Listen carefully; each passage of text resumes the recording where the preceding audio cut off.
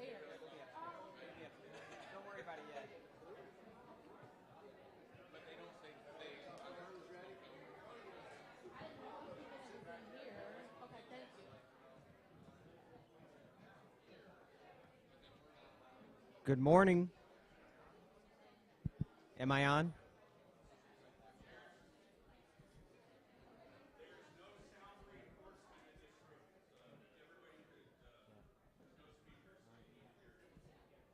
Good morning. How's everybody doing? So, gosh, I guess I have a script I'm supposed to follow. This is what happens. Let's take a minute. Just take a minute. Everybody, calm down. We've been running around like crazy for the last hour and a half. So, I want you to think about something. I just want you to kind of center yourself right now. Center yourself. All of our pitches, all the folks pitching, our judges, our mentors, everybody that's here, family, just center yourself and think about something. Think about where you were 6 months ago in your business. Think about you were in this building. Some of you were downstairs, some of you were up here, and you were pitching your idea. There were more than 100 teams that did that. Only 15 are here today. Only 15. Think about that.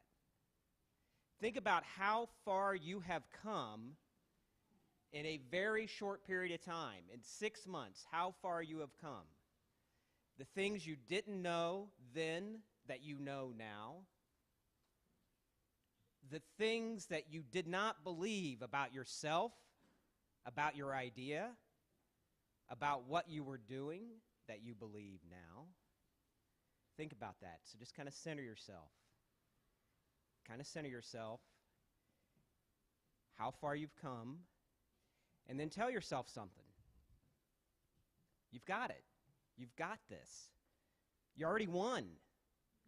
You've come this far. You're the smallest percentage, right? You've come this far. So, now, are you guys ready? No.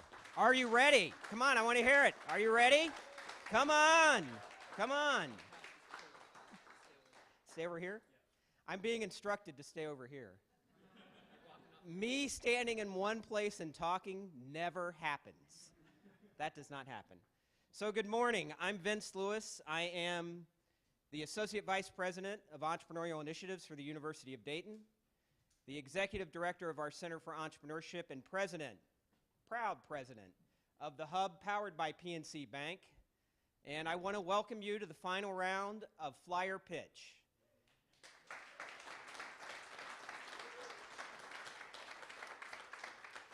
Quick word about the Karate Center. The Karate Center is UD's Center for Entrepreneurship. We're housed within the School of Business Administration.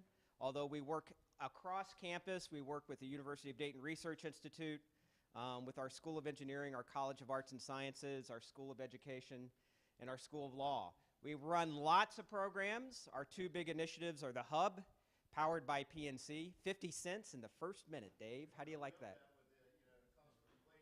That's all right. It's like 62 now. And the Greater West Dayton Incubator. Where's Whitney? Whitney, are you in here? All right. Whitney, our director of our Greater West Dayton Incubator. We also house the nation's one of the top 5 student-run businesses in the nation, Flyer Enterprises, at $2.5 million. Gabby Ruo, the former president and CEO, is sitting right there. Gabby.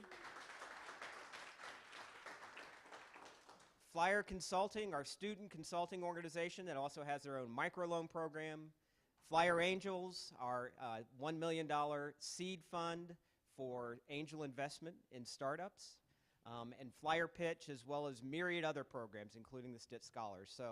So this is our big event. This is it. This and Tuesday, the 2 big events of the year. I'm going to start by thanking all of our sponsors, and I'm going to get it all wrong because I cannot see that screen. I'll start with PNC Bank. We could not do this. The Hub wouldn't be here We wouldn't be doing this right now without PNC. Dave, Michelle, Troy, Dwight, I know I saw all of you here. Thank you so much for everything you guys have done for us and your participation in this and getting involved. So thanks to PNC. Huge round of applause for PNC.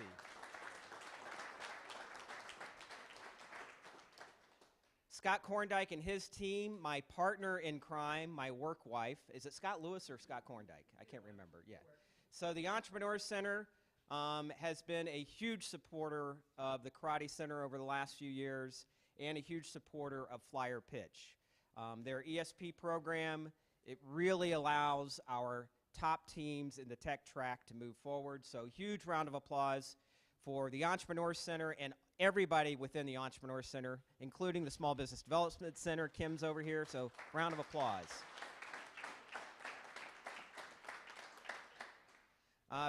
Bandila Studio right here. Michael, thank you, Michael. He's been supporting the competition for the last 4 years. 4 years with a marketing package. Thank you.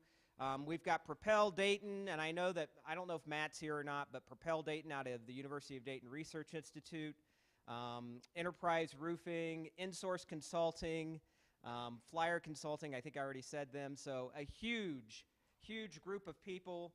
And this is really due to Kat Cordier, and I don't know where Kat is. I think I saw her in the back. But she's the one who went out and rounded up all these folks last year to support the competition. So let's give a huge round of applause to our sponsors and to Kat.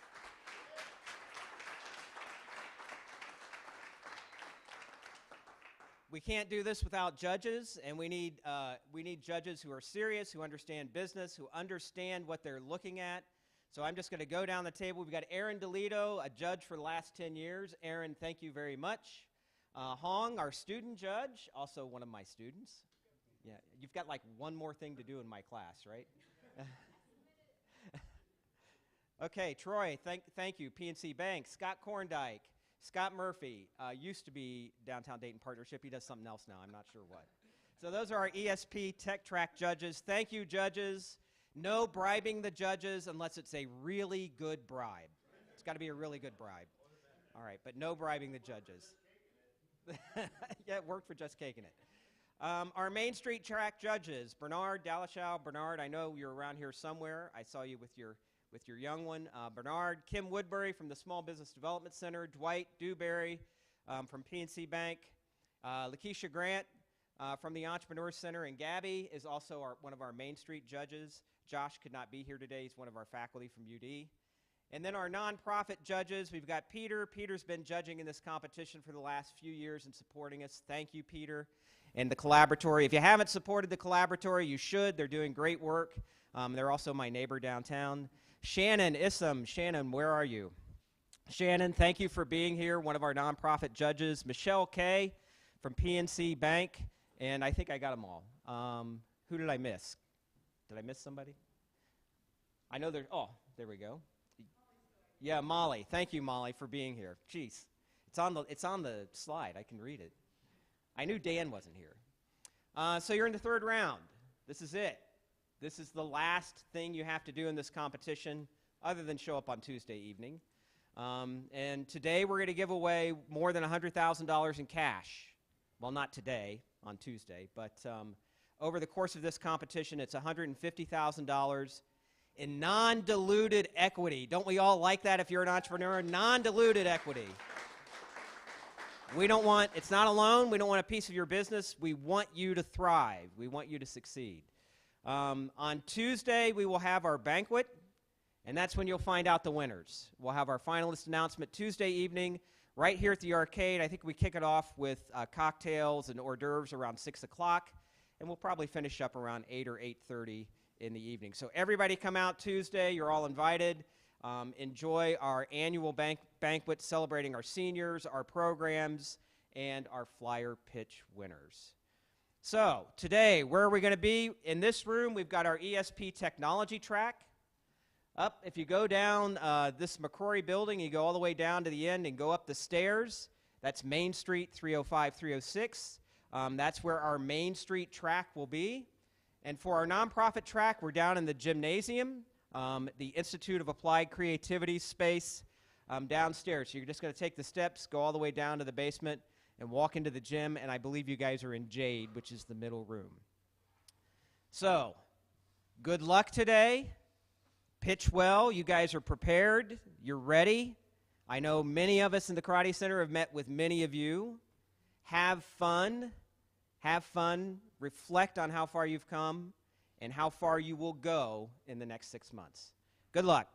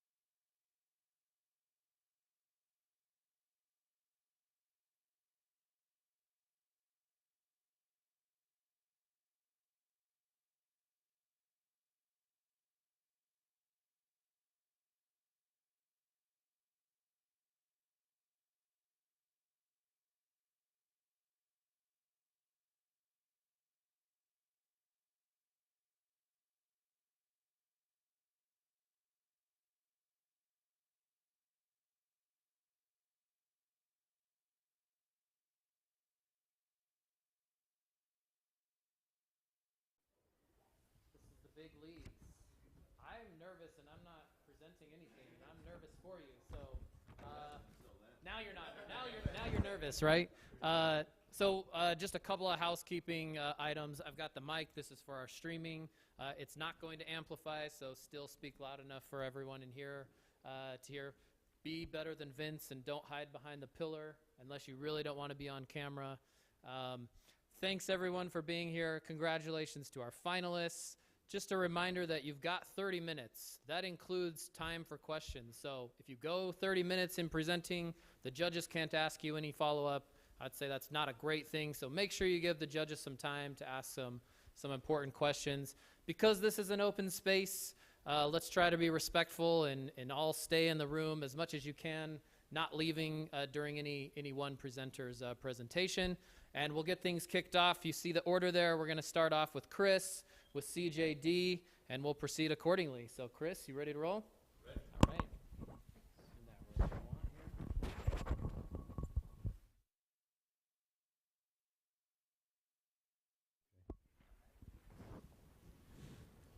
Good morning. I'm here to present our patented product, the Wet Wipe Wizard. We have 2 fully granted patents, and we have 2 more pending. My name is Chris Danis. I'm a retired hand surgeon, and the young lady in this picture is my oldest granddaughter. She was the inspiration for this product 12 years ago. She needed assistance in the bathroom with potty training, and I could not find the wipes to save my life. And I thought, why aren't they as conveniently located as dry toilet paper? And this actually demonstrates what it's going to look like down the road. So I always thought this quote came from some famous coach, but it's actually from Peter Drucker, who is a professor of business management. I gave a talk once that said, there is no I in team, but there are 2 I's in physician. The hospital administrators got the joke. The physicians, I don't think, ever could quite figure out what I was trying to convey.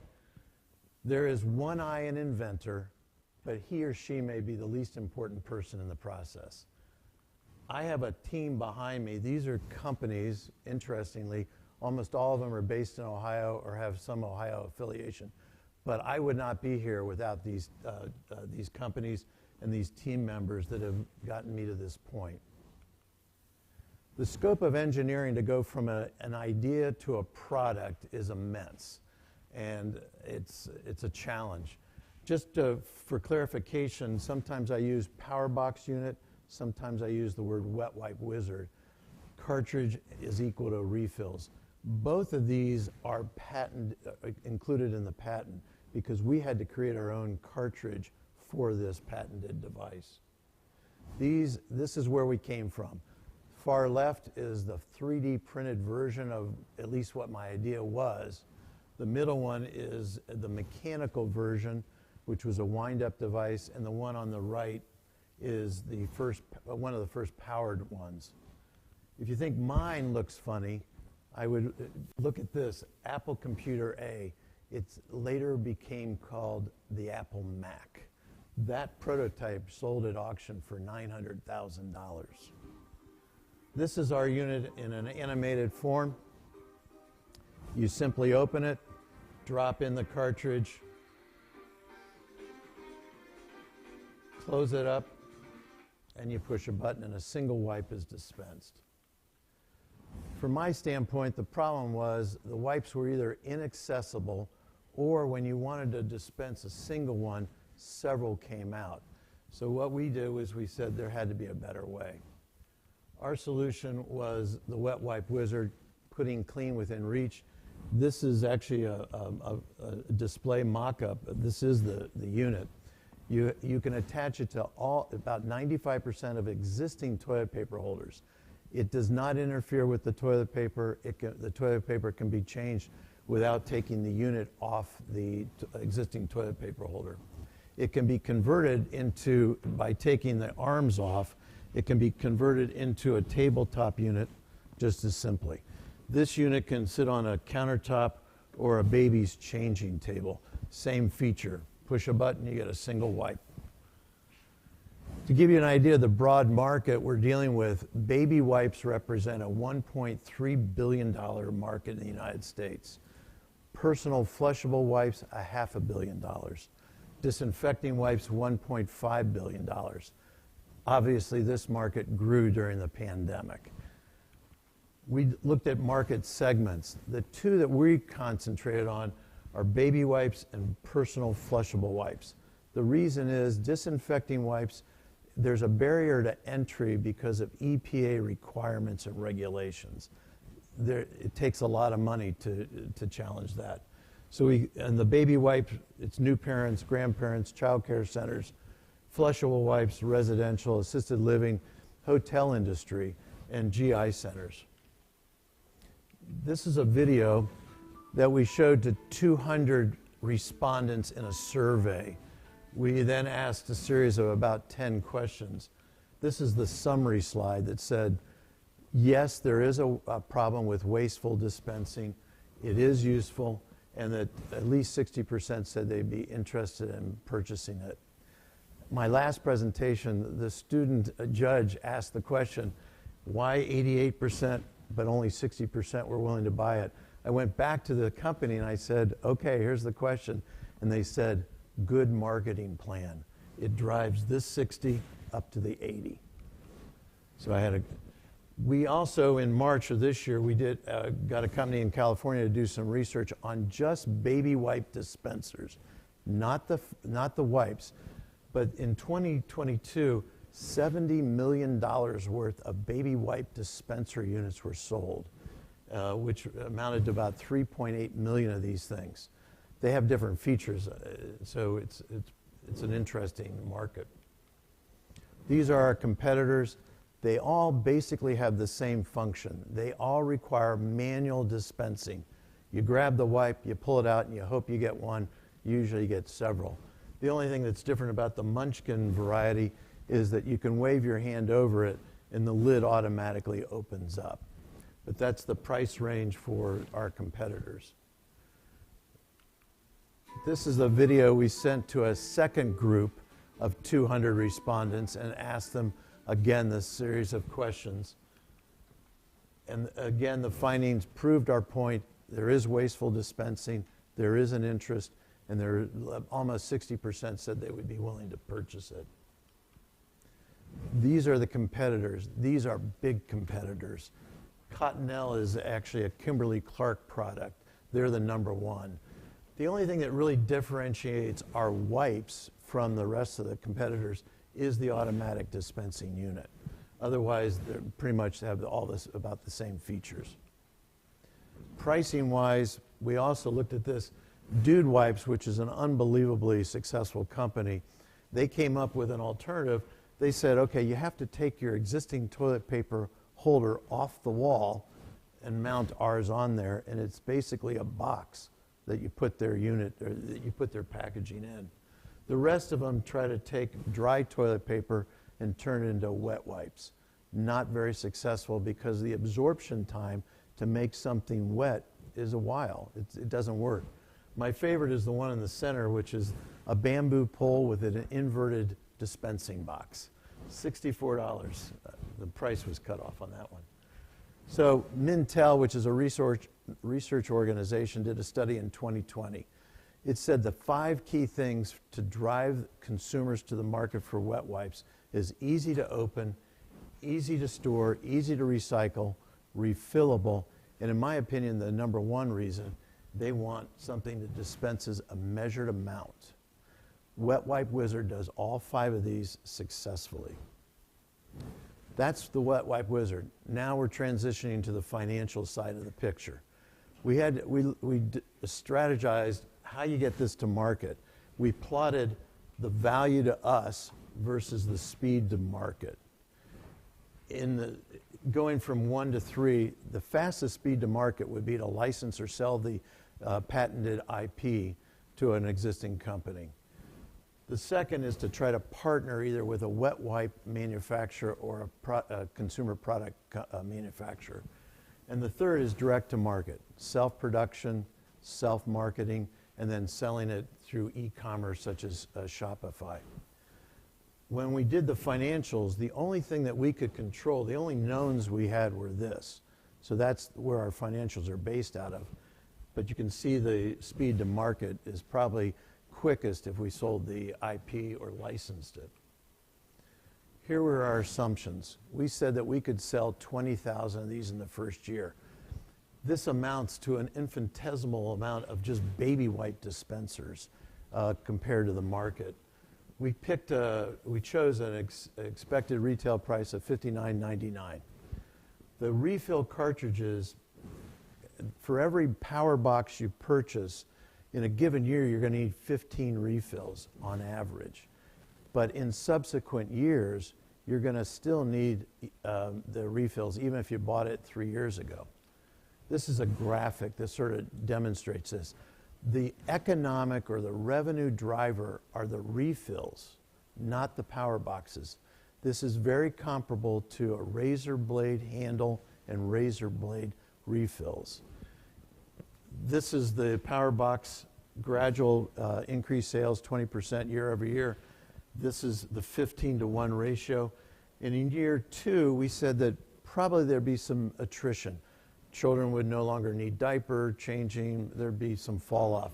So we chose to discount. Instead of 15, we took a 20% haircut off of that. And then we did the same thing in the 3rd year. These are estimates, but given this, again, the economic driver are the refills.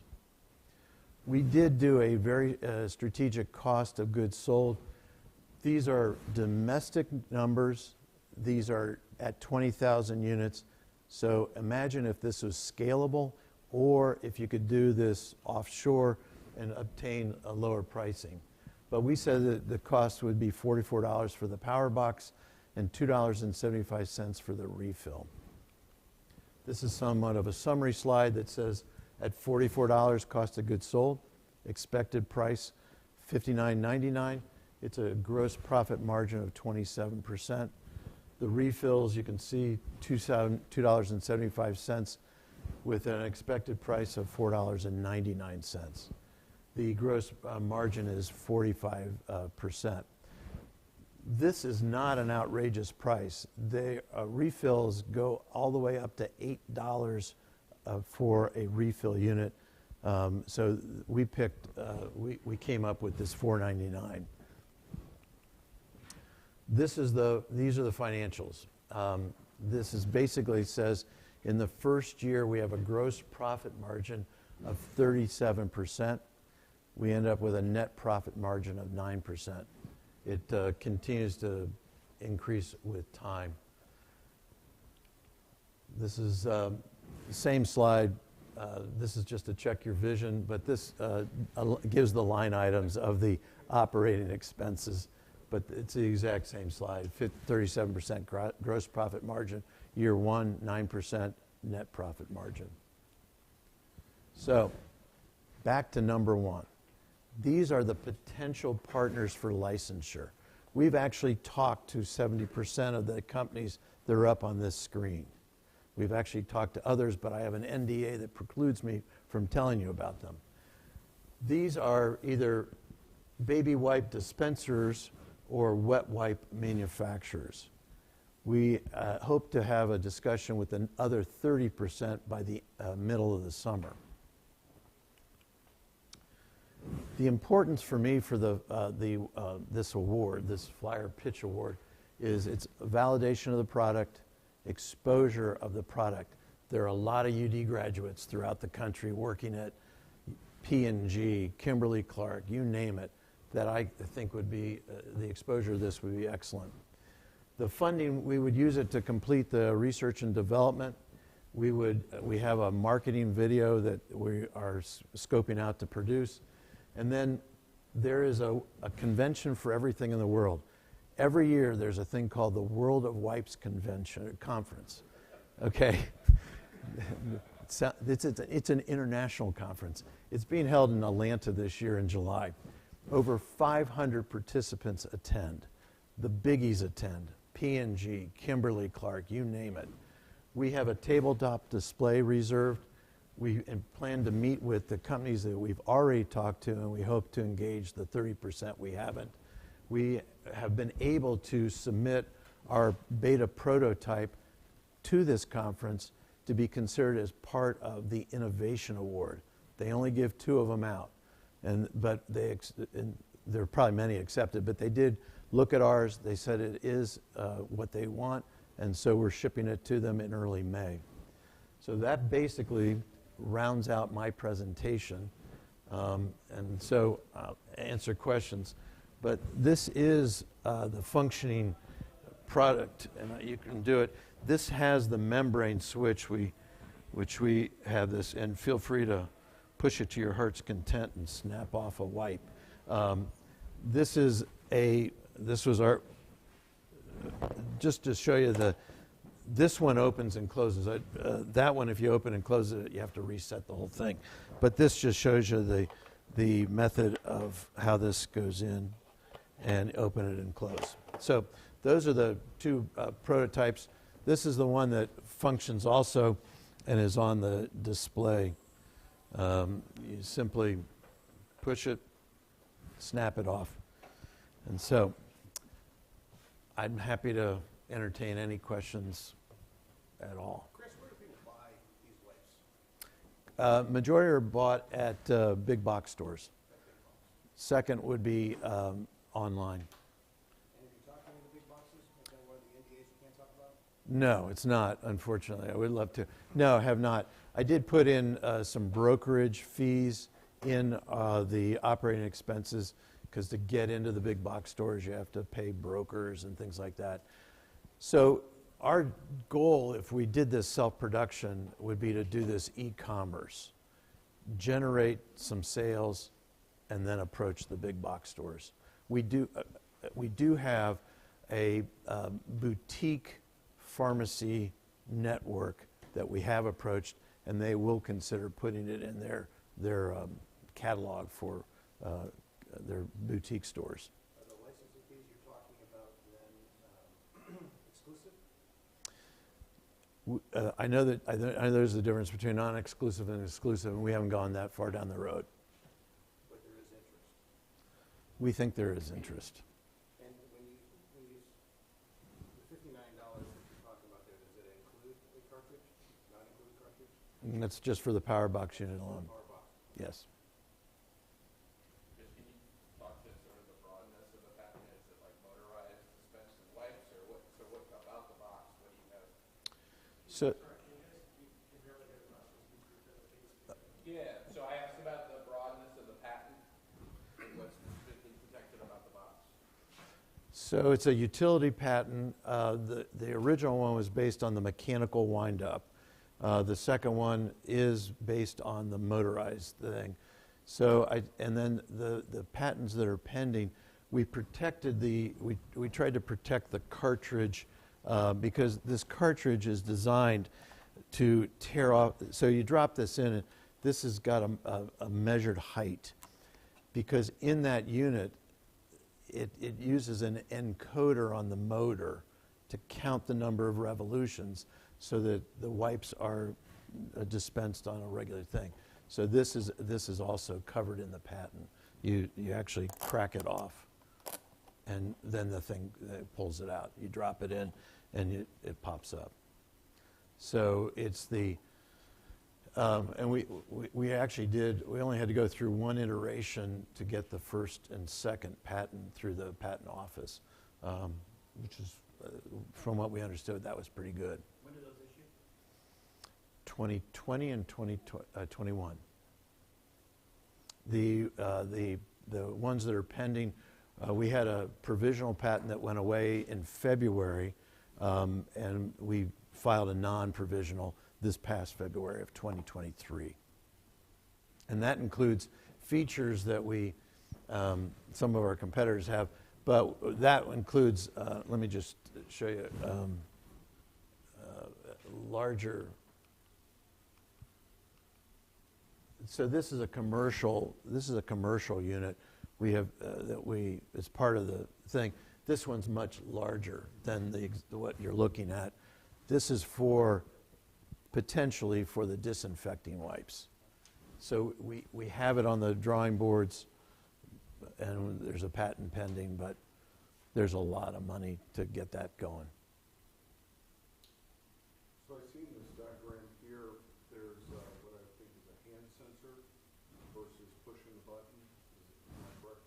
On the commercial one, yes. Is there any thought of incorporating that into the non-commercial? When we designed the membrane switch and that we've installed the membrane switch on the current ones, it does lend itself to replacing the membrane switch, which is a mechanical, to a touchless. The problem I had with the touchless was little kids walking by and doing this and everything else. Am I over my time or am I okay? Oh, okay. So, but it's been considered the board inside the electrical board will accommodate a touchless switch. So it's a good question. Breaking down the budget a little bit, you've got salaries. How many people do you anticipate needing in the company?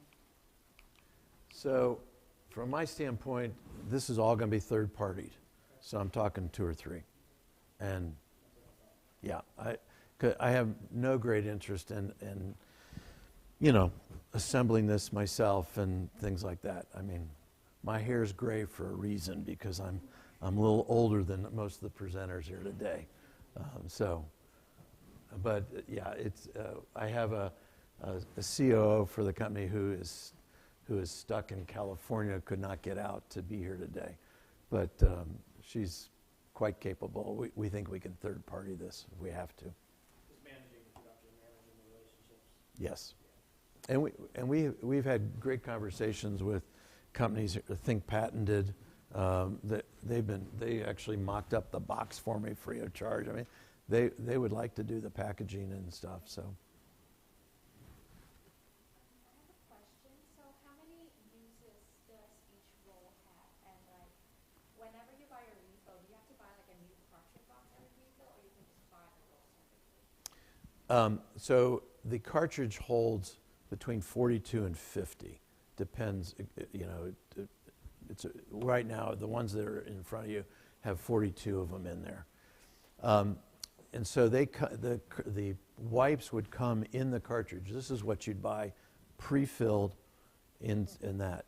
And the goal was to keep the consumer from having to touch the wipe and try to get it so it dropped, because if you pull it out too much, it's excessive and the encoder doesn't work.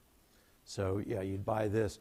Now these are designed because the only thing that would be left once the wipes are gone would be this outer box and then the plastic roll, but those are both recyclable, even though recyclability in this country is somewhat of a joke. So, but which is a shame.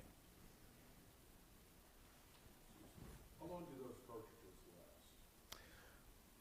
Excellent question. So one of the first things that we did, the engineers, we actually did a 3-month study. We took wipes and put them in different containers, and then we weighed them.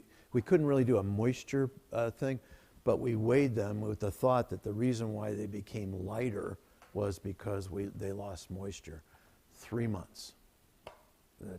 And the use for personal wipes is about 10 cartridges a month. Baby wipes is closer to 20 because you go through a ton of wet wipes with baby wipes. Yeah, especially if you have kids. Okay, more than that. Yeah. Now these wipes are absolutely designed to the same specifications as the Cottonelle wipes. They're the size, shape, configuration because I didn't want to reinvent the wheel, so we used that. Cottonelle is actually a very interesting thing. They have a proprietary formula for their wipes. Their wipes are the most successful at breaking down and becoming truly flushable. But all the wipes that are sold in this country have to go through their standards. They have to go through international standards, and there's 7 tests. But Cottonelle beats them all for the speed at which they break down in most toilet systems. And interestingly, there was a study done that said, okay, we know there's a problem because these wet wipes are clogging up systems and stuff. And I think I actually have a picture of this. It turns out that, oh no, I don't, not in this one. It turns out that most of the blockage has nothing to do with flushable wipes. It's got to do with, I'm sorry, this is a different, but it has to do with people flush down things that just, yeah, paper towels and stuff. So we did do same basic thing, but we did pricing at $49.99. Again, if the theory is the more handles you sell, the more razor blades you're going to sell, ultimately by dropping the price we might induce more sales. So we did pros and cons. All right, let's give Chris a big round of applause. Thank you very much. Thank you. Oh, yeah.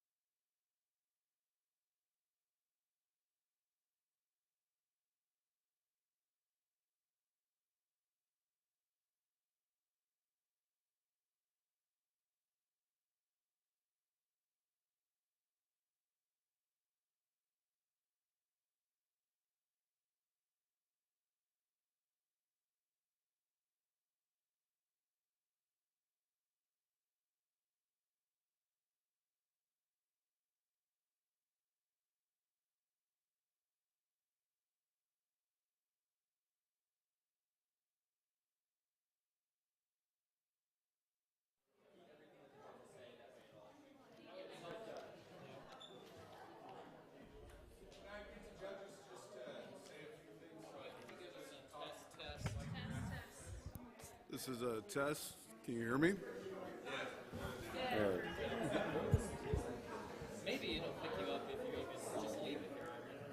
I don't know. Pass it around. Probably me, but what about the ones on the end? Say something? Say something. Aaron, say something. Dave, I'm saying something. Good. Thumbs up. Don't touch it. Let's settle back in. Let's first give one more round of applause to Chris.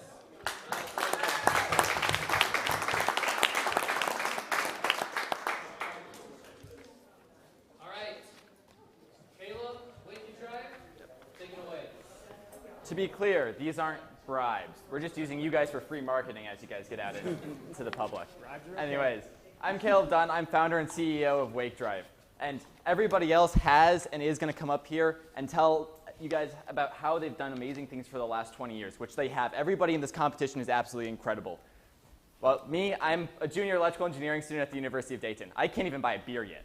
So we'll go back to high school to start off. In high school, I convinced my high school to actually let me build and design a test coil, submit it to the science fair, and get class credit for it. I took that to the state science fair, got first place in my division.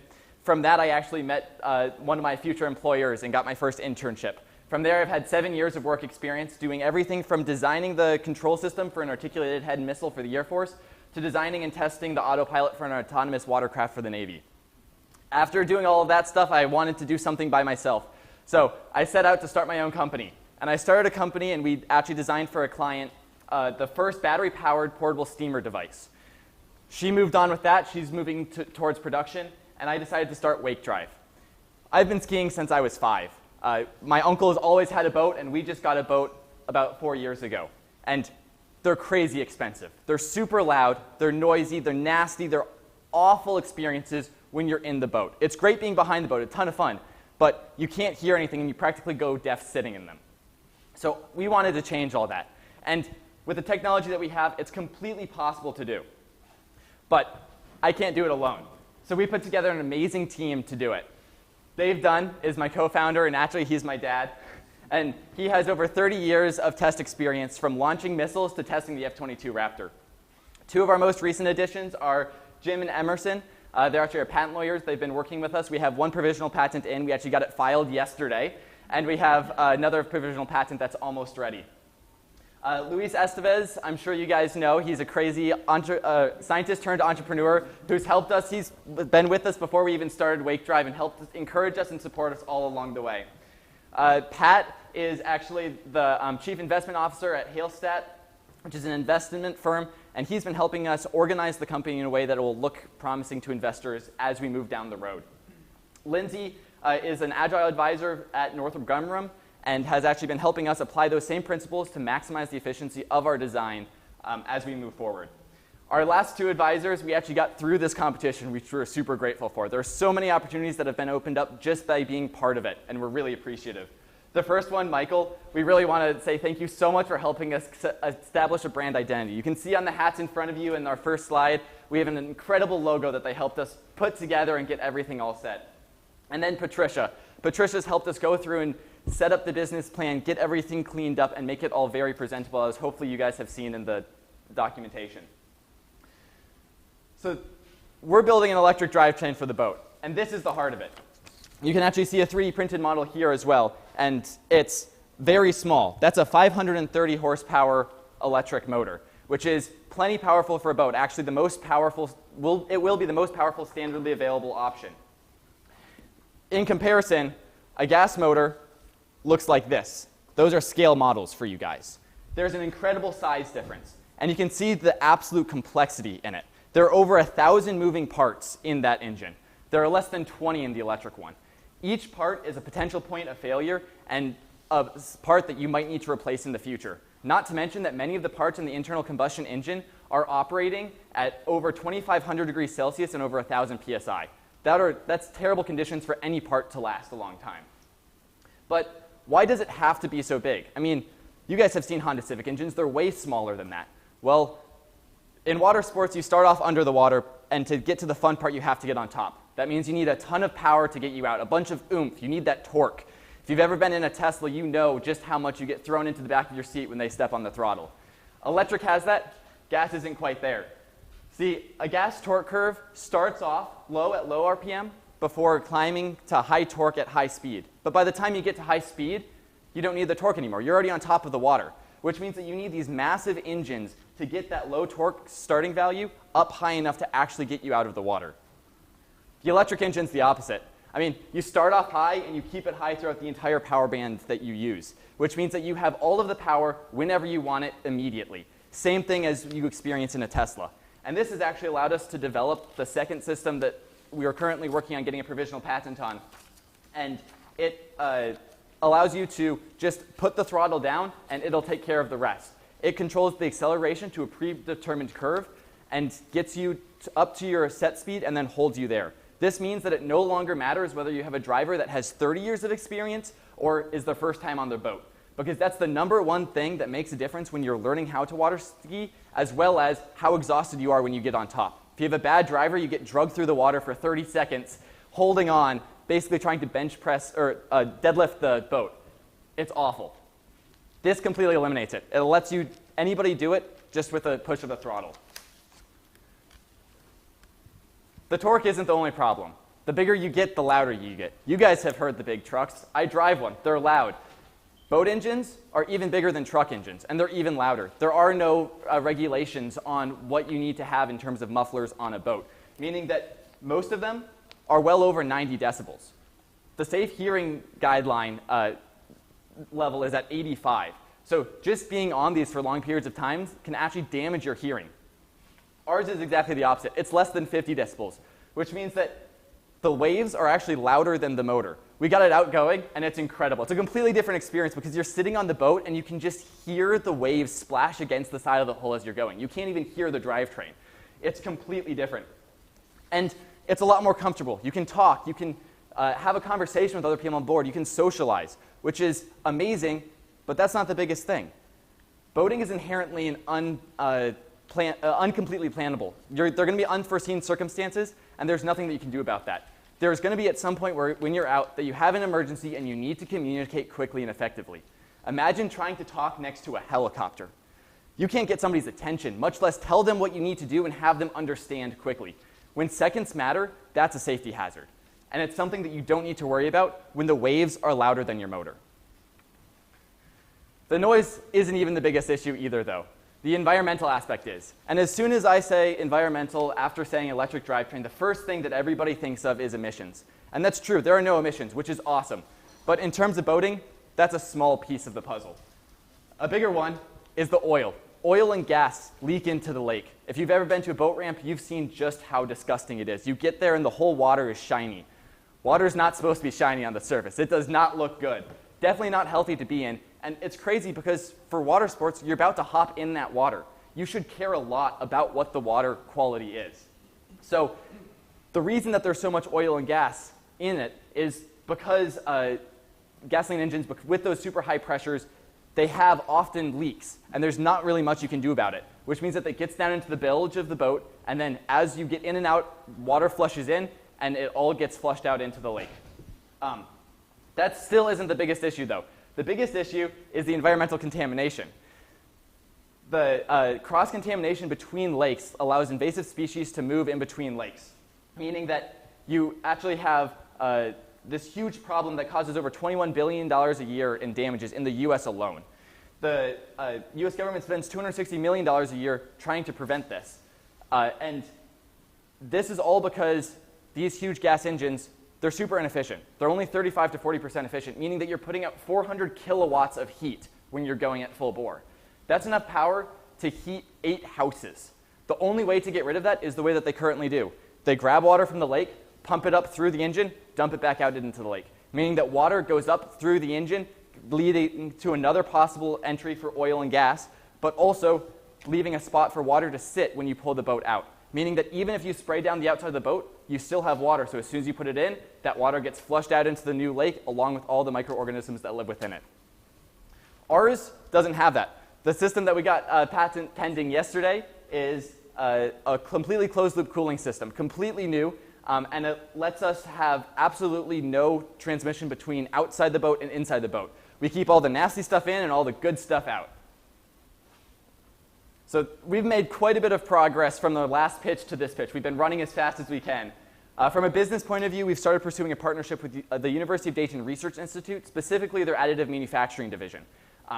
We are working with them to increase the efficiency of this closed-loop cooling system and actually get it up to the point where it could possibly be used for gasoline engines as well, making it marketable beyond the scope of this. We have the provisional patent that we've gotten in with Dinsmore, and especially with Patricia's help, we've developed that business model and plan that you guys have in front of you. From an engineering point of view, we have completely redone the mounting brackets as well as the thrust bearing assembly, which has allowed us to get out there, get on the water. I actually got to ski behind it, which was absolutely incredible. And then we had 2 432 classes, which was the senior design class at the University of Dayton, where we got a team of senior engineers to work with us on a battery safety approach that we are actually also looking at modifying and then patenting. Because of all this engineering stuff, we were able to get out on the water, which means that we got to collect a whole bunch of data. So we created a test plan, went through, collected a ton of data. We actually had a data acquisition software that collects every piece of data that we can on the boat. That way we can look back at it later and look at all of the different things, do math, and figure out how much power and everything else we need to know. That way we can get everything tuned in exactly right so that everything is perfect. So our competition is exactly the same as it was last pitch. There are only 2 current competing companies, and one of them isn't even in water sports. Nautique, they're an existing boat manufacturer, started a subdivision to specifically do an electric drivetrain, and what they came up with was a 296 horsepower drivetrain. That's the least powerful drivetrain in their lineup, which makes no sense because you've just seen the size comparison. It's completely possible to put in a properly sized motor for it, which means that you have an underpowered boat just hurting the image of all electric boats out there. They do have speed control. Basically, every boat has speed control, but they have no acceleration control, meaning that you need that really skilled driver to have a good time getting up out of the water, and it costs almost $300,000. That's 60% more than their alternative gas model, and for that, you get less power.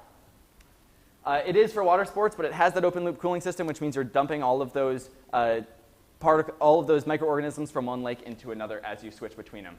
Arc, well, it's not even a water sports boat. It's a runabout. It's designed to get you from the shore to your main boat. So that $300,000 isn't a problem, but the market is also way smaller. You're targeting specifically people who have 150 to 250 foot yachts.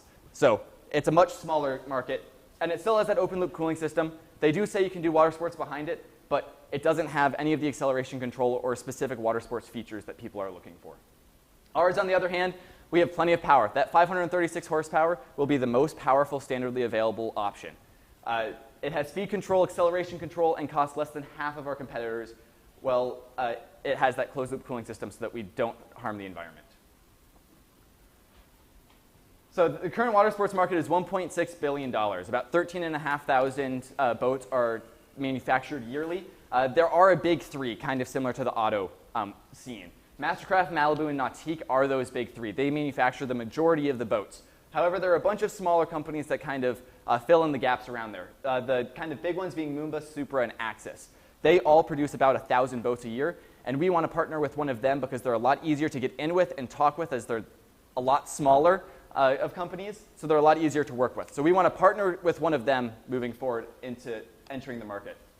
Our overall strategy is start off slow and build up. That way we reduce the initial investment that's required, because it's expensive to build drivetrains. They cost a lot per unit, so if we can start off with one and then slowly build up, then we can offset that cost and spread it out over time. We want to have a strong partnership initially with one boat manufacturer before expanding out from that. We're okay with signing exclusivity clauses for the first 5 years because we are a small company and our limit isn't the number of people that we can sell it to, but the number that we can manufacture starting off. So that isn't actually a problem for us. Well, it makes it much more attractive to the companies that we're looking to partnership. And then long-term growth. We can expand out to multiple companies, and actually yachts we can expand into too. When you look at watercraft in general, until you get to the absolutely massive ones, you never have an engine over 500 horsepower. They're all designed to have twin engines if you need that much power, which means that we can drop in 2 of our systems in parallel and replace even the propulsion for mid-size yachts. So market entry, we kind of have 2 options here. We have a primary option that we want to do, and then we have a secondary backup option that's a little bit more attractive to potential partners. So the first option is a strong partnership with one manufacturer, and that is them giving us $300,000 to cover some of those non-recurring engineering costs. That's the cost that it takes to modify the design to get it into whatever specific boat they have, because the engine mounts or something else will be slightly different and you'll need to change those things. This will require about a $300,000 investment over the course of the first 3 years from our side to along with that $300,000 from the partner to get this functional. This model returns about $1.2 million after 5 years. That's very much based on getting up to that 4 production per month. We want to build 4 of these per month, and we hit that in year 4. The benefits, it is the low-risk version. It doesn't look quite as good to the partners because it requires some risk from their part, but it reduces it on us, and it also decreases their overall cost. In this model, we charge them less per unit, which reduces our profits, but it does increase the appealability for them. The second model is doing a purchase agreement with a manufacturer. And so for that, we would need to have that full $600,000 over the first 3 years, but they would require no initial risk. They would simply agree to purchase a certain number of products. That way we can still go to our suppliers and negotiate lower prices based on a promise of a large order number.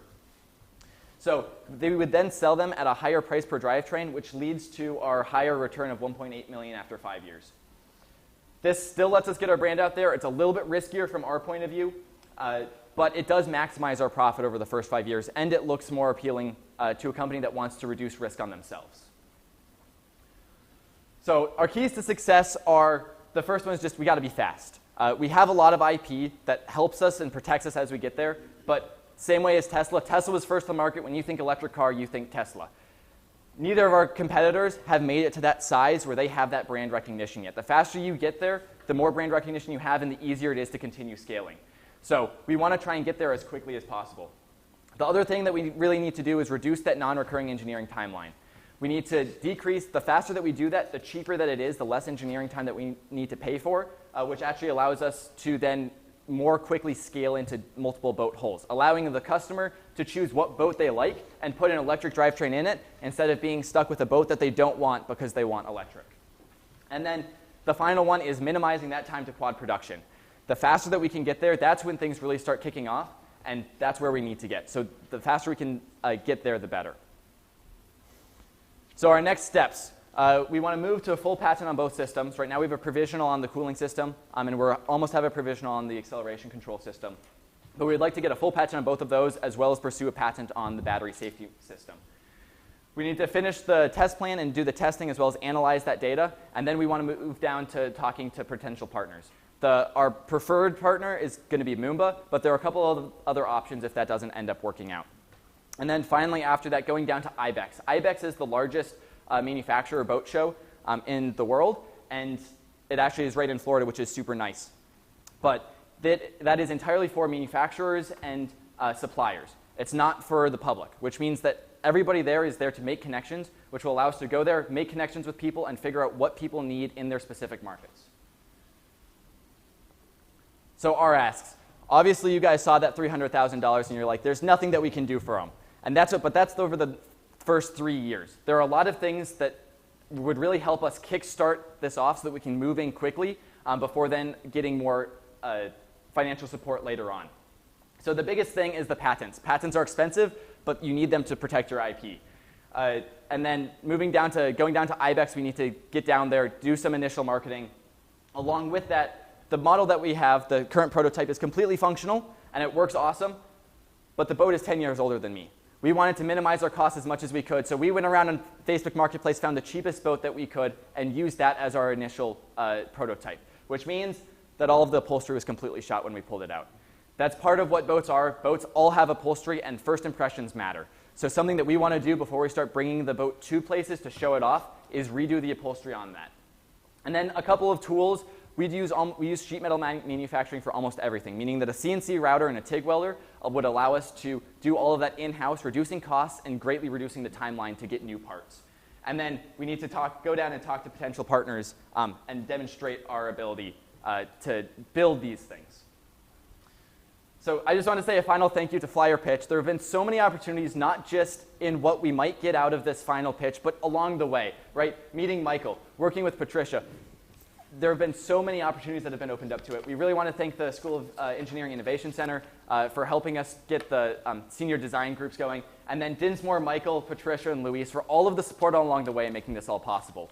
Thank you guys for helping us make water sports a much more enjoyable activity while hopefully saving the local lakes from cross-contamination. Do you guys have any questions? We have about 10 minutes for questions, judges. So help me understand the kind of entry path to market. So you're developing the power unit. Yes. The boat manufacturer's still going to have to develop the battery system, the electrical power management system. So all of that is built in. So the idea is to have a drop-in replacement for the gas engine. That includes the battery, drivetrain, battery safe management system, the onboard charger. All of that is pulled into one. We actually just redid the whole wiring system so that we can have a really easy to manufacture full wiring harness for the boat. So the opportunity for you is to deliver a power unit that goes into a typical mounting system, but it will have all of the It has everything in. Yeah, so everything. the idea is we're looking currently at basically a 3-box structure with plugs in between. So the manufacturer, we ship them the 3 boxes and the cables in between specifically for their model. They put the motor in before the boat is finished. So they put the battery modules in as well as the motor, and then once they have those in, they just finish putting the whole thing together. They never need to touch anything in it. It's exactly the same from their point of view as it would be to do a gas And the model. weight of your power unit, including batteries versus the gas engine? So the batteries are super heavy. Yep. They're 1,000 pounds for the battery system that we currently have. But the engines that you pull out of these things are also 1,000 pounds, which makes it super awesome. Which means that basically your big difference is your motor and then your supporting electronics, which is about 250 pounds. In a gas boat, you have a huge fuel tank, normally about 55 gallons, which is about 200 pounds. So you're talking about 50 to 100 pounds of difference between the two systems. Caleb, I asked this on the last round. Can you talk what research, or at least what you've looked into in terms of just the actual logistics of this, meaning like how much time or range or endurance do you get out of a charge? Yeah. How would So you fit into charging infrastructure? So it's super exciting that we just got out because I can actually start to give you some of that data. And so what we learned is that we went out, the first time that we went out for about half an hour, and that was super heavy use. So normally when you're doing water sports, you do a set and then you stop to switch out people. The first time out, we were basically going, for legal reasons, I can't say full throttle on Eastwood Lake because there is a speed limit. But we were going around Eastwood Lake and basically pushing this as hard as we could, testing out all of the systems. We used about 15% in that time. After looking at how much power it takes to ski, we estimate 2 hours of continuous ski time, which means about 4 hours of time out on the water doing water sports between switching out and getting out in the slower sections that you're going. Have you done any like consumer surveys or any sort of like in terms of, you know, boating connoisseurs, like what do you feel like you need to hit? Yeah, so it depends a lot on what segment of boaters you go for. So even in the water sports community, there are like big different groups. The group that we want to target first is the group that has lake houses because they have their boat on a lake, and the majority of them will go out, ski for less than an hour normally, come back in, set it down at the dock, go back in, hang out at the house, grab lunch, whatever you want, and go out again. This means that you can set up a standard EV charger, run the power line down to the dock. A lot of these larger docks already have power run down to them, which means that you can just set up a normal EV charger. It uses a standard plug, so if you do travel somewhere, you can just plug it in at any EV charger that you find. The other group is people that store it in the garage and take it out to the lake. Generally, you're out for about 4 hours, so that would match just about exactly with what we're targeting. I have a question. Yes. So you talked about overall operational expenses will be lower. Does that take into account like the maintenance costs? Yeah, so with a typical gas motor, you have to pay for gas, which I'm sure all of you guys are aware is just going up in price, which is really painful when you have to go put 55 gallons of, this is boat gas too, which means that when gas prices are at $3.50, these are about $5 a gallon. So it's crazy expensive to fill up the boat. For a moderate amount of use a year, you're looking at about $2,500 to $3,000 a year in gas alone. For the electric model, you'd be at about $500 a year in electric costs. Whereas from the maintenance point of view, that's really hard to quantify because it changes drastically over the lifespan of the boat. The first 3 years, you're looking at about $500 of maintenance a year, $500 to $1,000. Once you get 5, 6, 7 years in, oftentimes you're spending upwards of $5,000 to $6,000 a year maintaining the boat. Okay, are these all inboard? Yes. So all water sports boats are specifically direct drive or V-drive. This model prototype that we have is direct drive. which means that the motor sits and there's a prop shaft that goes straight out of it down into the water. That was the cheapest boat that we could get. The way that we have the attachment point set up, it is a drop-in replacement. You spin it around 180 degrees and put it in for a V drive as well, which is what the standard wakeboard boat is instead of water ski boat. So you just drop that in, and then that would be a V drive.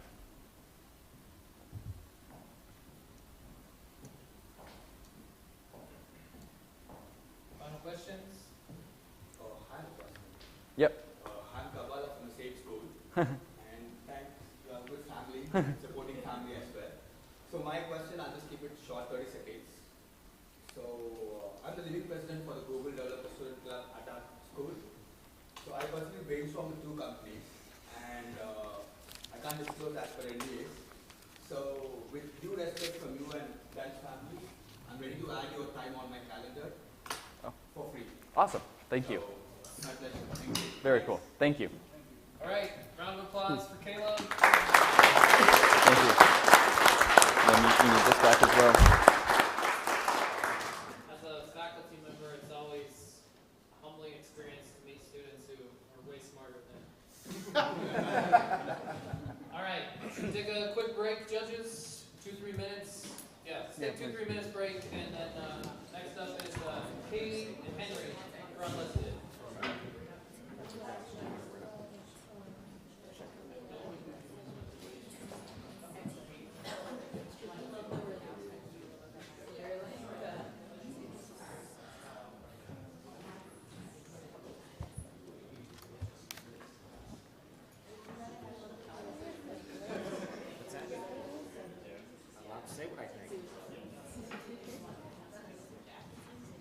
I was trying to remember your lectures.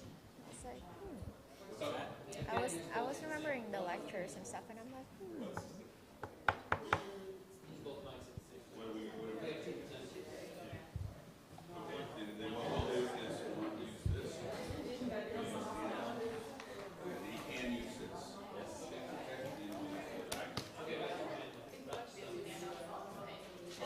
One will be that. The other one will be.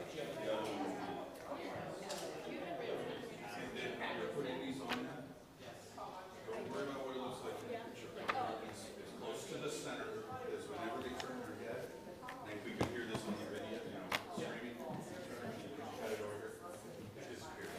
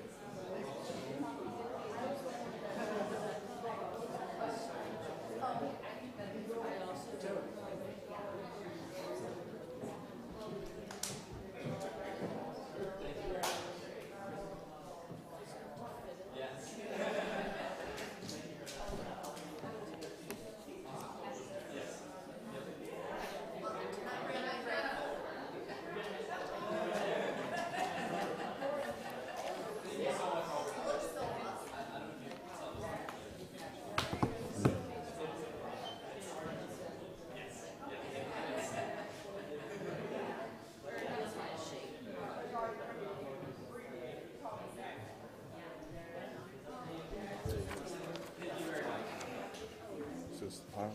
Yep. All right. I wasn't in your ship, They're going to use both of these. while I was doing that, I'm just leaving them there. Here, we'll use these half.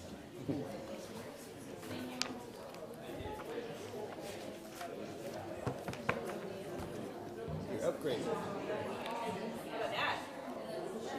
Now we gotta take it back. Well,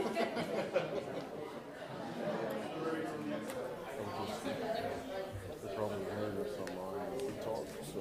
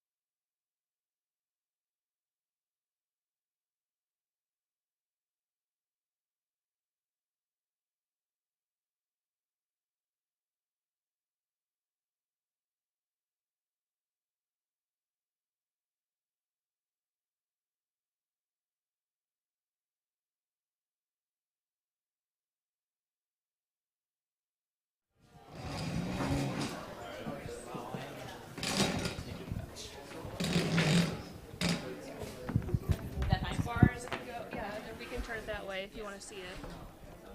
Does that help you? So, hopefully I don't have to. All right, so you, I'll, yeah. All right. Is that good? Okay. I love technical stuff.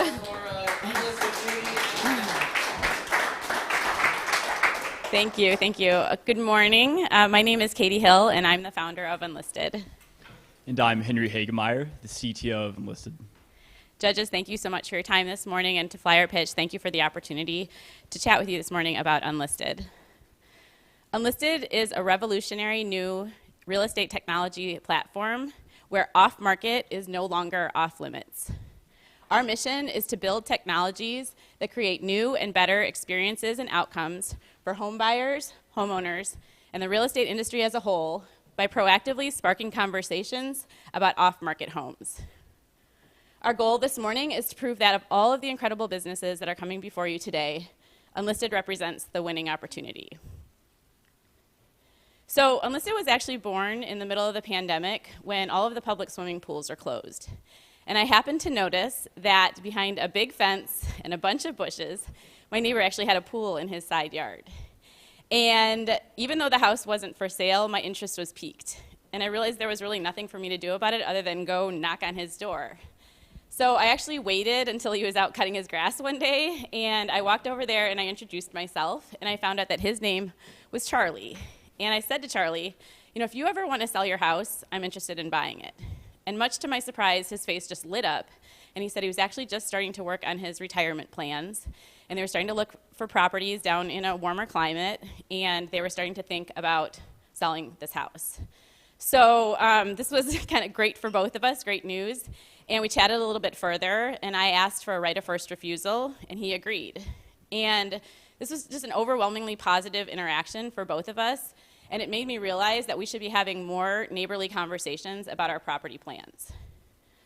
Further, this experience really highlighted for me that the way that most real estate happens through the traditional listing process is this all or nothing, high stress, high pressure process that's only available to those who are ready to transact at that exact same uninformed moment.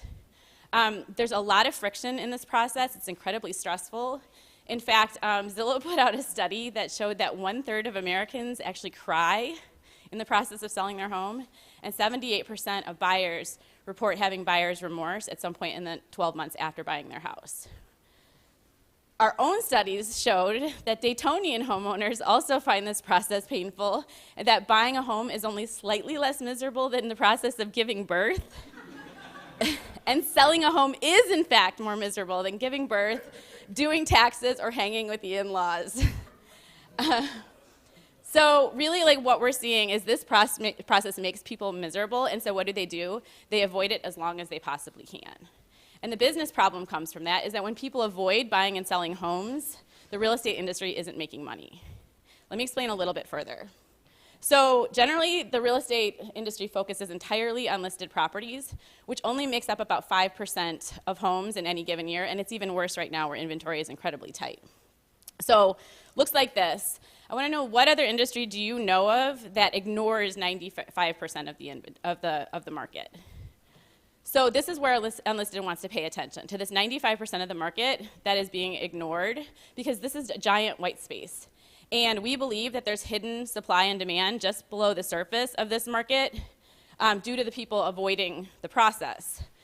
Further, 25% of homeowners report being unhappy-ish, kind of meh, in their current home, which isn't really surprising because the needs of people and families is dynamic while the property stays relatively static. So something that made sense for you 5 years ago might not make as much sense for you right now. Further, a full 96% of homeowners reported being open to the possibility of selling their off-market home if they got an offer that represented a meaningful price and timing. Charlie and I sit squarely in this 96% of homeowners. We are a transaction in the making that is completely off the radar of the real estate industry. And this is the opportunity that Enlisted is designed to capture. We are an additive solution. We're a yes and. We're not removing the listed process, we're adding the unlisted process. Welcome to unlistedhomes.com, where off-market is no longer off-limits. We are a revolutionary real estate technology platform that allows buyers to express interest in off-market homes. And here's Henry to explain how it works. Thank you, Katie. For the first time ever on any real estate website, we offer two fantastic ways to search. The first one is our natural language search. It's powered by ChatGPT. With this, you can describe your home in beautiful prose and find exactly what you want. But if a traditional search form is more your thing, you can also do that, and we offer 38 different options to search on, everything from bedrooms and bathrooms, all the way to things like architectural style, and even number of guest houses. Now, once you've searched, you can see that we found some beautiful homes for you here in Centerville, Ohio. Great place. And we use our proprietary and patented unlisted score to show you the absolute best. Now, this uses a variety of internal and external factors, and it's a fantastic way to discover the homes that we think you'll love. But how do you know that those homeowners are going to want to sell for sure? The answer is that we send them a heartfelt letter written by the buyer.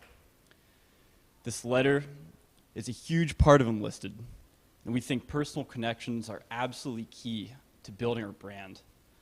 But that's not all. The letter comes either in a beautiful gold envelope, which you have right in front of you, or in one of our lovely packages that have everything from locally sourced goods all the way to giant gift boxes. But the real magic is not in these boxes. The magic is in our tech-enabled platform, which you can see with this invitation code on every letter. This code allows prospective sellers to go online, register their home, and chat with interested parties in under 5 minutes. It's incredibly smooth, and it's part of what makes Unlisted a fantastic platform. The homeowners agree with us too, because our response rate on these codes is actually 7.5 times higher than traditional outreach that real estate agents use, like postcards or other mailers. This is an incredibly engaging and enjoyable experience for everyone involved, which you can't always say for real estate. Now, if you're interested in chatting, you can go on and talk with our home anonymously. Or if you want to share anything about yourself or connect with a real estate agent, you can do that too. We give you a lot of great options. But we know some homeowners aren't always going to be interested. In that case, you can still register your home, enter in any information that the county assessor might have gotten wrong last time. Maybe you had a renovation since then. And then you can show people on our site if you're interested in moving or not, as well as other things that you might want people to know about the home. This is the real beauty of our tech platform. As users search, buyers send outreach, and homeowners complete their property profile, all of this information feeds back into that unlisted score and platform that we talked about earlier. So all these features together make Unlisted a great platform for recommending the houses that are truly the best for you. This is totally game-changing. And now Katie will talk to you about our equally game-changing business model. So when the idea for Unlisted was first born, we envisioned it as unlistedhomes.com, which is what Henry just showed you, where buyers would go onto the platform and express interest to the homes that were off market, paying us $25 for each one of these gold packages as a source of revenue. And then the vision was, as homeowners responded to that with the buyers, a transaction was in the works. There were buttons in there that they could press at any time to connect to a real estate agent to help them actually get the transaction done. And we would generate revenue by selling these leads to the agents. So in the course of talking to the real estate agents about if they would buy our leads or not, an interesting development occurred where they said, yeah, we'll buy your leads, but we love the platform, can we use that too? We'd rather be part of the process earlier than at the end. And so we built Unlisted for Agents, the professional version of the platform that allows brokers and agents to pay to use the platform on behalf of their buyers, which they have lots of them right now, who are frustrated with the limited options on the MLS. From there, then as the platform is designed, the buyers reach out to the homeowners. Now we've got transactions cooking, which brokers and agents love, which means that they keep sending us buyers, which means this flywheel really starts to turn. All the while, we're earning revenue, acquiring users, and generating data. What's particularly special about this is that in most direct-to-consumer platforms, companies have to spend lots and lots of marketing dollars for user acquisition. But in our case, we have a model where we generate revenue and acquire users. Speaking of revenue, we have 7 revenue streams, so I just described a couple of them for you. So when the agents pay us to use the platform, it's actually via a monthly subscription. And then we have 2 different types of lead fees that they pay us, plus buyers can still go on directly and purchase those packages. All of those are active. About 97% of the $63,000 that we've generated in revenue over the course of the last 7 months have come from the agent subscriptions and lead fees. In the future, we envision opportunities to generate additional revenue through advertising, data and insights, and licensing fees. The way that the pricing works for the brokers, we're really focusing on the right side of this matrix right now on the bigger brokers and teams just because it scales faster. So the idea is if they have 15 to 50 agents, they can subscribe for between $3,700 and $11,000 per month. The goal is to get every agent sending 84 packages per year. And we do still also offer single agent packages. Now, all of this is operating in an absolutely massive market. The total addressable market for real estate is the 119 million homes that we showed you when all the houses are on the slide all at once. 119 million homes in the United States, valued at $47 trillion. That's 2 times US GDP. It's just absolutely like mind-boggling big market. The current market then is the 5% that I showed you when there was just a couple houses on the screen. It's about 6 million homes that sell each year, valued at $2.7 trillion.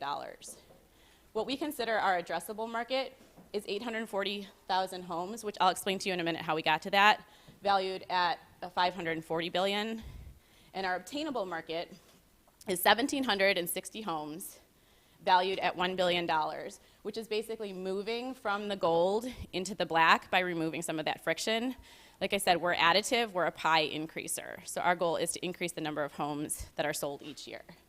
Now, I'm talking about $1 billion worth of value, and that sounds like a giant number. How the heck are you going to get there? Let me show you. We think we have a reasonable path to that. So our goal is to get 10,000 agents on the Enlisted platform in the next 5 years. Currently, there's 1.6 million real estate agents in the United States. Just as like reference, Keller Williams has about 164,000 agents. Coldwell Banker has about 95,000, and Compass has about 25,000. So we think the prospect of getting 10,000 agents on the platform in the next couple of years is very reasonable. The goal is to get 300 this year. We've got about 35 on there currently. If each one of these agents sends 84 mailers a year, which is what our model calls for, that's how we got to the 840,000 homes. With a conversion rate of 0.2%, which we're already pacing ahead of right now, that's how we get to the 1,760 homes sold. At an average home value of $600,000, which is what we're seeing currently with Enlisted, we're skewing a little bit higher, a little bit more luxury. That's how you get to $1 billion, just like that. And the reason this $1 billion total sales value is important is because when brokers look at their activity, they're always watching that top line sales number, because not only do they make money through commissions, but they also make actually a lot more money on other ancillary businesses such as lending and insurance and title and all these other referral businesses. So that's why they care about that top line number. All of this occurs while Enlisted generates revenue of $31 million with a cost of goods sold of $10 million. So what I want to pause here and point out is that what we're talking about here is a business model that with a $10 million investment generates $1 billion worth of value, which is pretty exciting.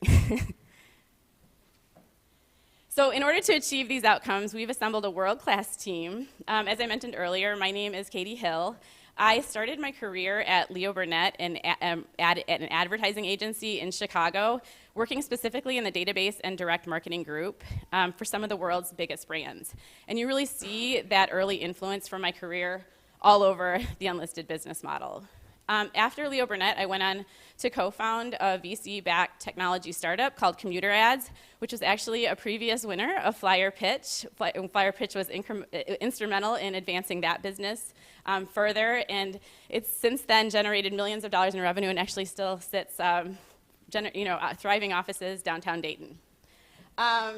From there, I went on and joined the Entrepreneur Center as an entrepreneur in residence, supporting Dayton's most promising technology startups. And then I joined Unlisted full-time in December, just before the round 2, I think it was. And I teach entrepreneurship here at the Karate Center, and I also have an MBA from Chicago Booth.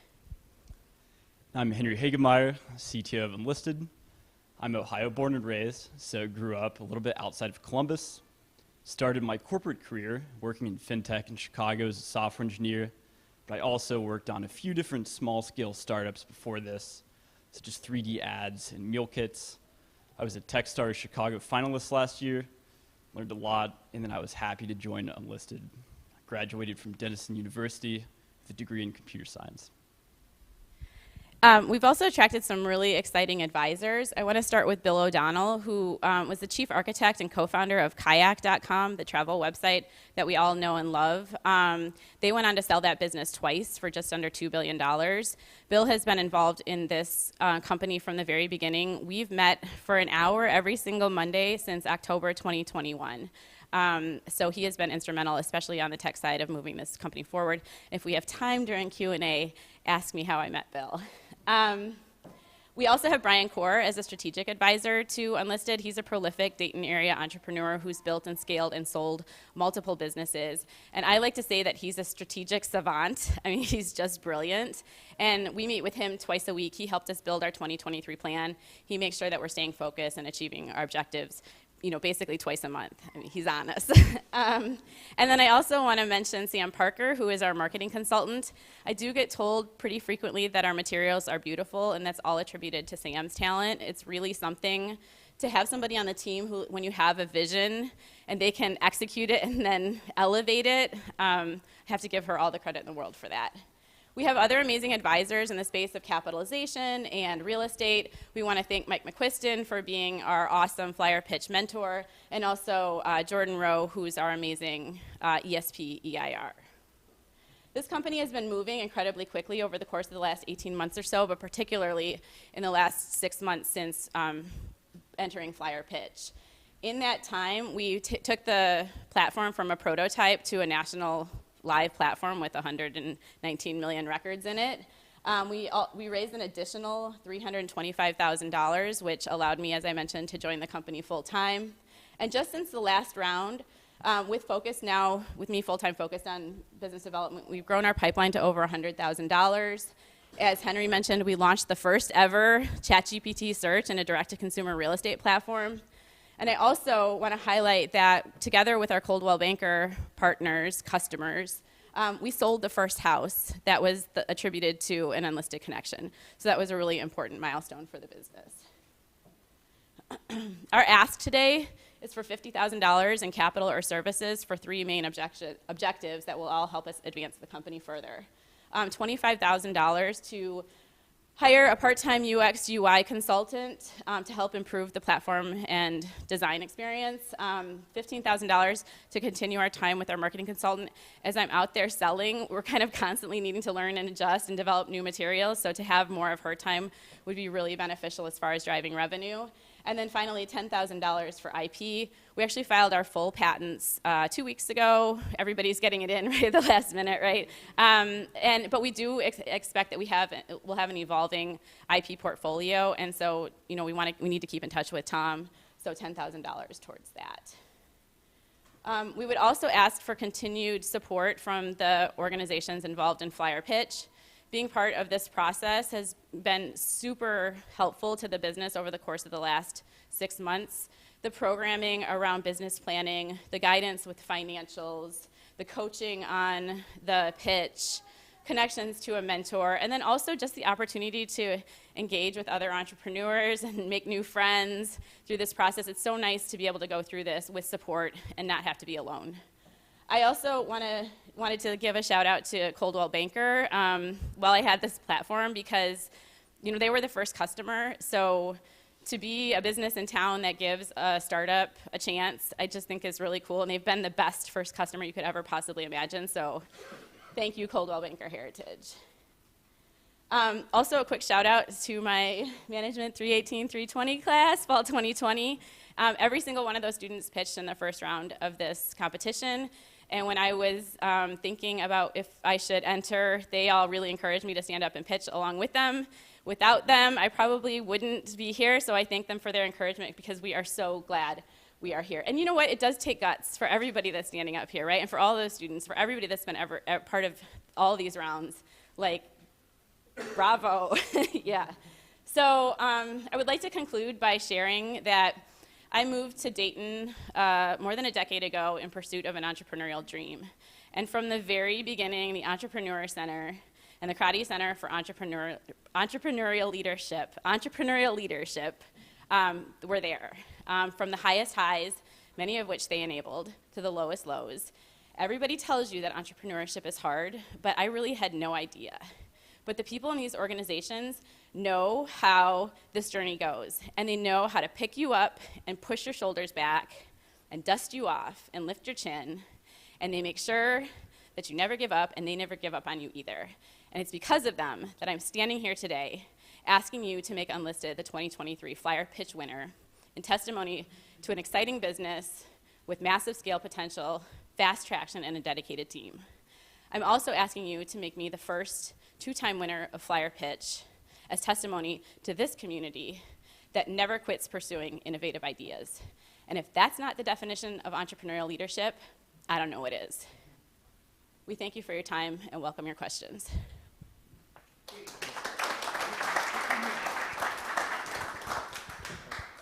One question I do have, I noticed that, or you mentioned that you were requesting your patent.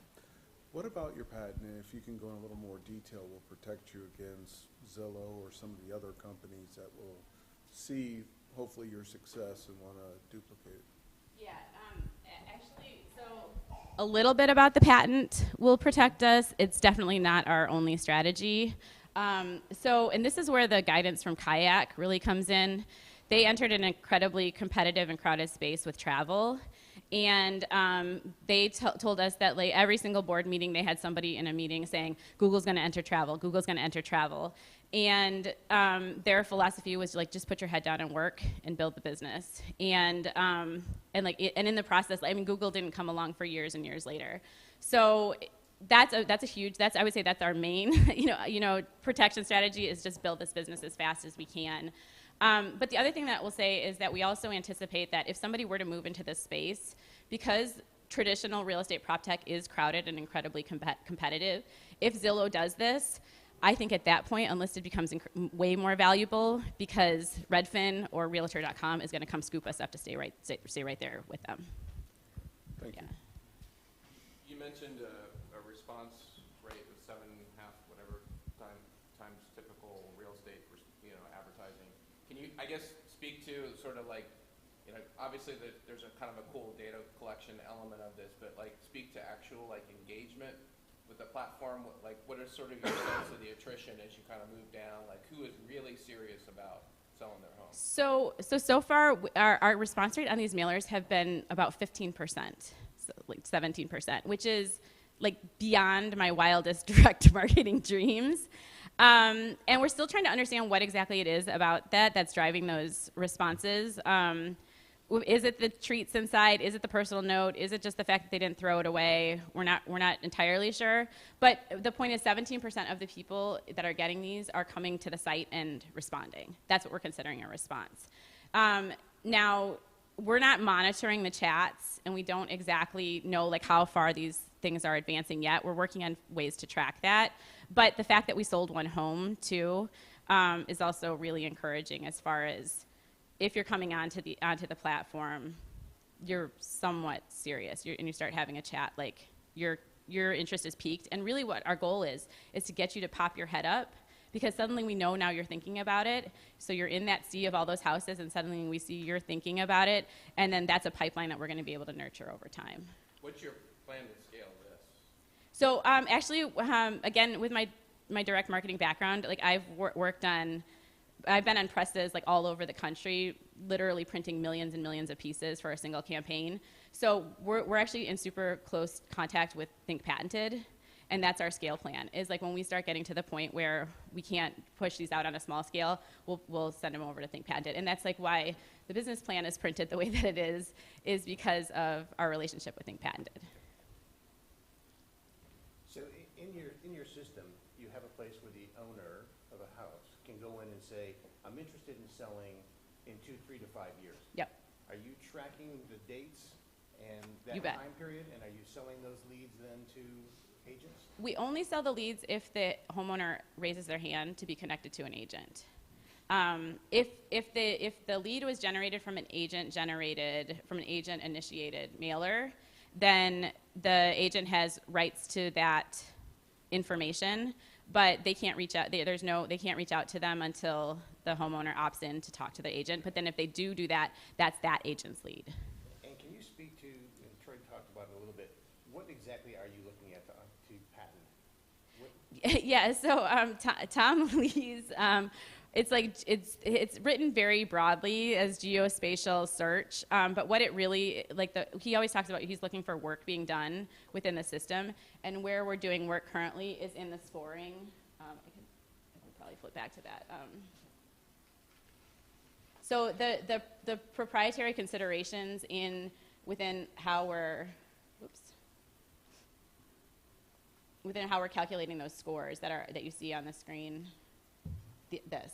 So the way that we get to this is where the work is being done, because it's a combination not only of what we know about the home currently, how it matches up with what the buyer is looking for, when the last time was that it sold, a bunch of other things that sort of indicate whether or not a homeowner might be open to the possibility of moving. So if a homeowner goes in and changes or adds information, does that raise the score? It does. Yeah. And depending on what they tell us, right? And it also helps us match better. So if this buyer is saying that their timeline is 1 to 5 years, and the homeowner says their timeline is 3 to 6, okay, we know we've got a 2-year overlap, and that's going to be better than somebody who says my timeline is 1 to 3, and the homeowner's timeline is 4 to 6. Then we're going to score that differently, and that's where the work is being done. Is it taking into account like realism in terms of like expected sale price, or I mean, there's got to be some sort of sanity check on it. Yeah, and actually, that's a piece of sort of the. Sorry, that's a piece of the. We allow homeowners when they register to enter what they think their house is worth, because that actually is a way of qualifying the lead for their agent, right? It's like if they're like way off in outer space with it, it's like, that's not as cool as somebody who like is actually looking for something maybe 10% above market or 2% above market, whatever it is. We do actually think though that these homes will sell at a little bit of a premium because the buyer has sourced this as a specific house that they want, pulled this specific house, and the homeowner is sitting there kind of in a pretty spot, not really needing to leave. So we're anticipating that this will call for a slightly premium price, and it's why we think that we seem to be skewing a little bit more luxury right now as well, and the higher values. We have multiple multi-million-dollar homes that are in the works right now. And are you able to carry that higher transaction price into the pricing for the agents? We're figuring that out. Right now, we have this one flat thing because we didn't understand that this was going to skew as luxury as it has. And eventually we may become part of that transaction, like where our take of it will be a function of the value of the property, but not yet, because that would make us a settlement service, which means we would have to be licensed. And managing licensure across 50 states is not something we're set up to do right now. So we're a marketing service with flat fees that is not in any way tied to the transaction at this time. But it's why I point out the $10 million investment drives $1 billion worth of value that probably in the future will be shifting our business model so that unlisted captures more of that value creation. One more question? Oh. Sure. It's okay with me. First of all, I appreciate your efforts integrating OpenAI ChatGPT to answer questions, so that's really great. And question to Katie. So I'll not ask how. Where did you meet Bill? So I met him. I reached out to Paul English, actually the main founder of Kayak.com, after listening to his How I Built This podcast, just on a random cold email. And they wrote back to me, and he connected me with Bill, and Bill and I Zoomed like a week later, and then he joined the company as an advisor. They've all invested as well. So that's why, like, if there's somebody you want to talk to, just reach out. These entrepreneurs, they've had so much success, and they're incredibly generous with their time and advice. This is what they do now, is they just advise startups, and I'm so lucky to have them. So, yeah, right. Thanks.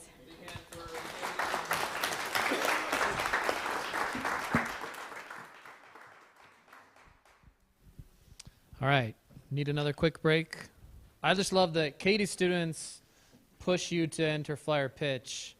My students seem to only ask about like canceling class or moving an exam or something. They don't really want to interact outside of class. So, all right, we got a few things to change over tech-wise, but next up is I2 Learning with Darius and Luther.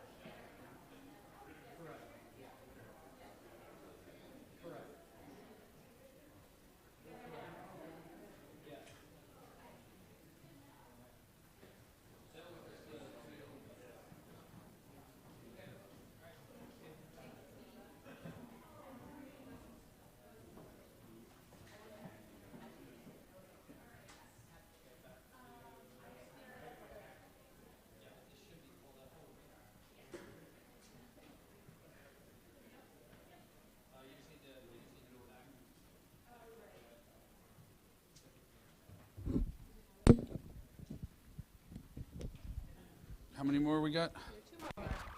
This one has 2 printers, the last one has 1. Well, then we're gonna leave it the way it was.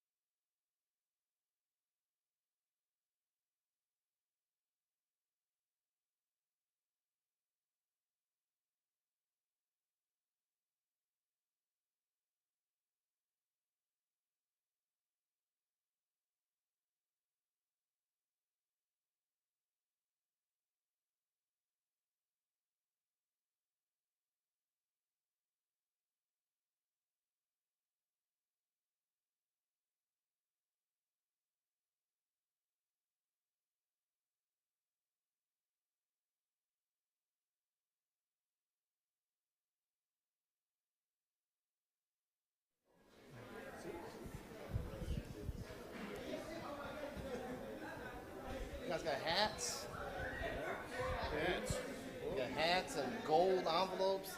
I hate to say it, you cannot keep the book. Books. You're recording. All right.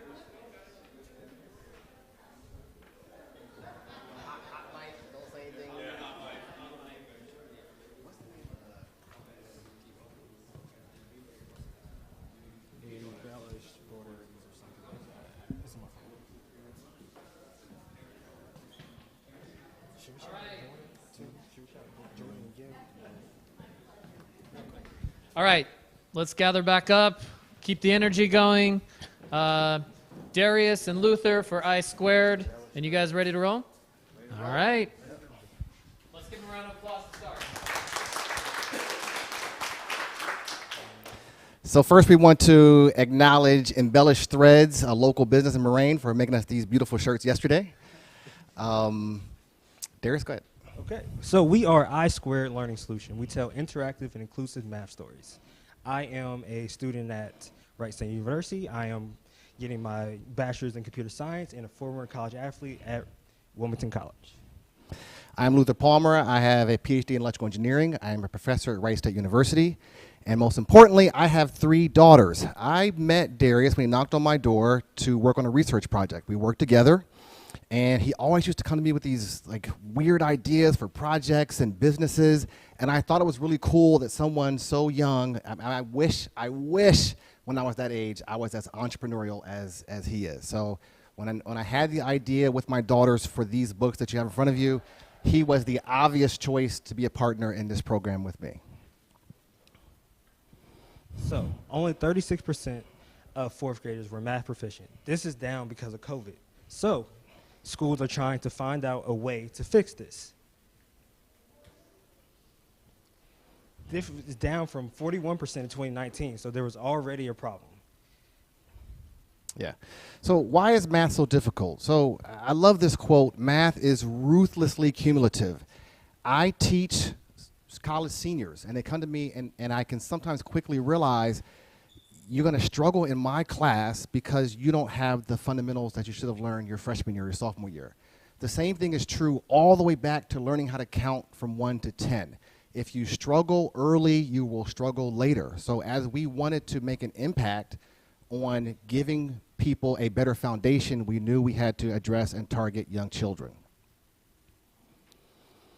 This term, family math, has been around a long time, but it's sort of having a renaissance because research now is showing that if we can just do a little bit of math when we're playing with our kids, when we're reading with our kids, that has a significant impact on their ability entering into school and doing better at math.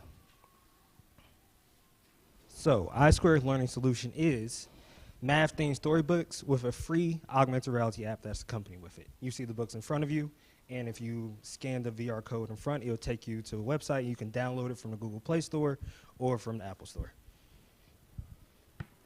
And let's try it. So, I'm sorry, audience, we only have 5 devices to the judges, and we're going to run through what the demo looks like. So we have,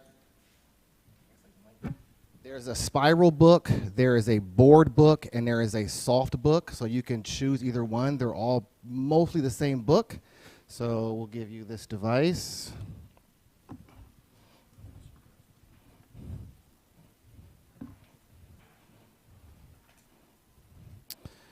We will give you this device. And you can kind of see whichever one feels better in your hand.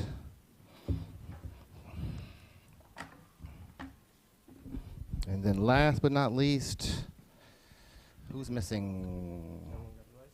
No. Oh, okay. No, we only have 5. So, right, let me give you this, because this is preloaded. Well, they're only on preloaded devices. So, yeah, all right. So the first thing we want to do is I want you to turn to the inside cover,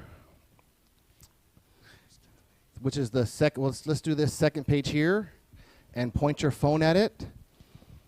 So what you can do is you can swipe to the left and right to increase and decrease the size. You can also swipe up and down to change the angle that you're looking at the characters through. So if you're overhead, you get a different angle than if you are sitting like as you are. You can also touch the girl character and see her move a little bit. You can touch the lamp character and see the lamp move a little bit. So there's a little bit of interaction on this page. All right, once you sort of get used to that page, that's all right. We'll see. Once you get used to how it works, I want you to tab all the way to the orange tab. The orange tab, the page says their first customer was their best friend, Sammy. This is a page that has the interactive math on it. If you touch one of the cups are for sale for a certain dollar amount. When you touch a cup, you'll start to see the math increment for every cup that's touched. So kids get to actually see if it's 50 cents per cup, you touch it one cup, it's 50 cents, then $1, $1.50, then $2. You can also touch the characters, you can touch the trees, you can touch the table. So everything on that page is fully functional and interactive.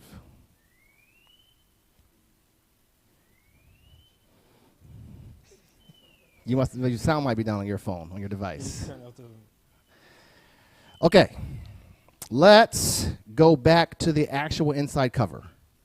This page here, it's got the QR code on it. This page is what enables the character changes. You can change character features. So you can change the skin tone, you can change the hairstyle, you can change the hair color. So you would just tap on the character you want to change. On the left-hand side, you see all these features. You can put the character in a wheelchair. You can have them standing up. You can give the character glasses. And this is the inclusiveness that allows students from all backgrounds to see characters that look like themselves and the communities they're from represented. Actually doing the math. Because once you're satisfied with your character, if you turn to any page in the book, that character persists. And that's the character that walks through the book with you.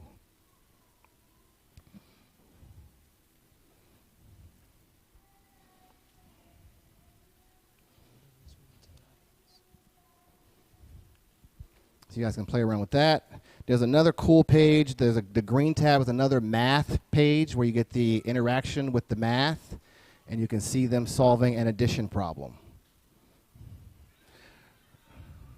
Right now, about 90% of the pages are fully finished. Okay, last thing. Let's go back. Let's go back to the setting page. On the bottom right on your screen, you'll see a button that says English. If you tap that button, all of the language in the book becomes Spanish. All of the buttons you can press become Spanish. All of the text at the bottom of the screen becomes Spanish. So we can easily integrate any language literally in a half a day's work using ChatGPT to do translate. Okay, all right. All right, the last thing I'll show you is to the right of that button, you'll see it says change, I think, or it says reset. When you hit that reset button, you don't see anything happen then, but if you go back through the book, all of the math problems change. All of the amount they charge for lemonade changes, all of the price they sell the lemonade changes, the number of lemonade cups they sell changes, the amount they have in their piggyback change. So every time you read the book, you see different problems. You never read the same book twice. Okay. So let me just skip through this demo stuff here that we talked about. What I hoped you saw is that this book, our value proposition, is that our product is educational, it's interactive, it's inclusive, it's dynamic because it changes. It's not a static book, it changes every time, and it's integrative. I want my kids to read more books. My kids only want to play with the apps and the devices. This thing brings those two worlds together. And most importantly, the biggest piece is that this is fun. That is the primary thing we're trying to achieve. Family math isn't about workbooks. It isn't about calculators. It's about having fun with your children, reading them a book. All right. So, some of the other resources that parents are using right now is Mathnasium. There's about 3 different areas in dating. There's Kumon. My little brother did that. He hated it, but he did it. There's Learner, which is a relatively new thing. It's only fully online tutoring. So one of the other reasons that we decided to focus on kids is because there's a huge market for kids and educational tools. ABC Mouse is a $3 billion company with a $3 billion valuation. They just do math and reading apps. That's their bread and butter. RV App Studios does 14 million monthly downloads. Now this bedtime math app they're trying to do the same thing that we're doing. In other words, incorporating storytelling with math. This, to the right, is a screenshot of how they're incorporating math and storytelling, and you can see it's completely different. They're not in the same ballpark as we are. And they have 100,000 downloads, largely on the strength of the support of the National Association of the Family, School, and Community Engagement, who's pushing this idea for family math. We do not see them as competitors, we see them as partners. Parents spend $96 billion on outside educational resource. Now that's not math, but if you are a parent, you know you want your kids to be good at math. So a significant percentage of that is definitely focused on bolstering math proficiency. So our business model, we plan to sell books on Amazon, on Etsy, on our website to do e-commerce as well. We plan to do bulk sales to educational subscription boxes, Book of the Month, book charities, and as well as retailers like Meijer, Kroger, Target. And something that's great that's coming up for us, on Juneteenth, P&G is doing a minority business thing that we are invited to, and we plan to attend and expand some of our marketing strategies. So we are perfect for TikTok, for Instagram, for Reels, and all that, because we can do a 40-second video to explain how fun, how inclusive, how integrative our product is, and we plan to hit them with that. Okay, just a lot of numbers on this screen. So we talked about individual book sales and bulk sales. So on the individual book sales, we have paperback, spiral, and board. If we order in batches of 500 books, here's how the numbers work out. Our sale price is the highest margins here is on the board book, because we can make the book for $483 and we can sell it for $19.99. If we sell it on Amazon, they're going to take a pretty hefty chunk, and we will only make $7.18 per book. If we sell it direct sales on our website, we'll make $15.16 per book. If we multiply that times 500, on a batch of 500, we'll make $7,000. For bulk sales, if we get into these charities that want to buy books wholesale from us, we can lower the price. For any of these books, when we just showed the board book, we can go to $15.99, sell 1,000 books, and make $12,000 in profit. The other thing that we noticed is that the big educational players, like McGraw-Hill, which is a $96 billion company, it's got a market cap of $96 billion, their augmented reality app has a grand total of about 100 downloads. That was shocking. That was shocking to me. What's going on? I remember the Pokemon Go app craze happened in 2016, and everyone was like, oh man, augmented reality is the future. Like, there's so much potential. But we're 7 years after that, and the big educational players still have not figured out how to use augmented reality to educate kids. This represented us, or this represents an opportunity for us. Why haven't they been successful? Well, one of the issues is making 3D models is very time consuming and it's very expensive. And Darius and I can testify, we had a demo 9 months ago. Right? It has taken us 9 months to get to this point. The app that had 100 downloads, when I went and looked at how much work they put into that app, they put a ton of work in for meager returns. The other thing is there's clearly not an obvious path forward. So we don't yet know how to make this work. They don't know how to make this work.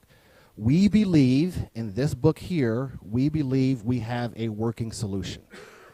We believe this capitalizes on augmented reality with the inclusiveness that has not been seen, not been done before, with the all the other features of this book make this unique. Let's see here.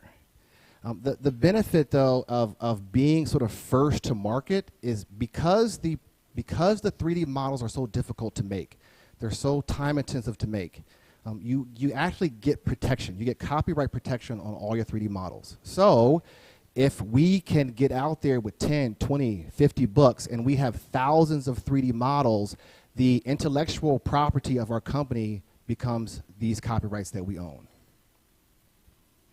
All right. So the classroom solution that he was speaking of and that we talked about earlier, we plan to do a bundle full of books, preloaded devices, and then a charging port as well. We have we have a work statement from Preschool Promise, specifically the Black Boy Brilliance found part of it. We plan to work with them and make our product better and get into more schools in the Dayton area. Yeah, they have access to 1,700 3-year-old and 4-year-olds, and they have 55 sites. And they're highly interested in us developing a program using these books in order to reach their kids. So the idea of this classroom solution is we're going to sort of crawl, walk, run. We're going to use our current books to sort of get feedback from teachers and students and then sort of develop this classroom solution as we go, all the way starting from pre-K to 2nd grade and then ending up in 3rd to 5th grade. So we're still going to focus on elementary school kids going forward. So our timeline, as I spoke about before, we already got a statement of work from Preschool Promise. We plan to release the first book in June, and we plan to be in the Google Play Store and the Apple Store. And just want to shout out to our amazing illustrator, Katie. She's been really helpful, and she started working on our next book that will be coming out in September. And with that, we will have the international release where we will be able to do Spanish or different type of languages to push that. And going into 2024, we plan to do bulk sales. And start in August, do our classroom solution MVP, refine that, so we can start selling that. Okay, so some of the numbers here. Here's our revenue number, and we sort of broken down our book sales into web sales, which includes Amazon, Etsy, and our own direct-to-market, direct-to-consumer sales, and then bulk sales, which is the bigger group sales, and then ultimately getting into retail stores like Target, Walmart, Meijer. And then here is the classroom solution where we talked about the bundle where we have preloaded devices and titles. So this 1.3 million represents, I think this is 70,000 book sales and 60 sales of a classroom solution. So that's where we're headed in 3 years. The profit here, because we are significantly invested in the classroom solution next year, we will not turn a profit that year, but after that, then the sky's the limit. So some of our supporters, Project Ingenuity's Entrepreneur Center, Greater West Dayton Incubator, Preschool Problems, I said the CJ Foundation. I want to shout out Jordan and Gail for helping us out. Getting us to this point. And Flyer Pitch. So what we would do with this money if we were able to win? Hopefully. So we will be able to illustrate 3 different books. We will be able to speed up our production with an app developer. We are app devs, but we would like some refinement and stuff like that and speed us up. So we can use $6,000 to that. $5,000 marketing, some Q&A for the app as well. Hire an educator to be able to get our solution to be classroom ready and meet all the criteria and standards for that, and just get some inventory for the books. All right. We are passionate about this book. We believe in this book. We believe that the kids in Dayton will respond to this book, and we are asking you to come with us, to join us. Let's tell interactive math stories together. Let's make math education more inclusive. And most importantly, let's make math fun. Do you think we can pass this out to the people in the audience? 10 minutes for questions. Do you mind if we pass this out just so the audience can see? Sure. Just, you know, yeah.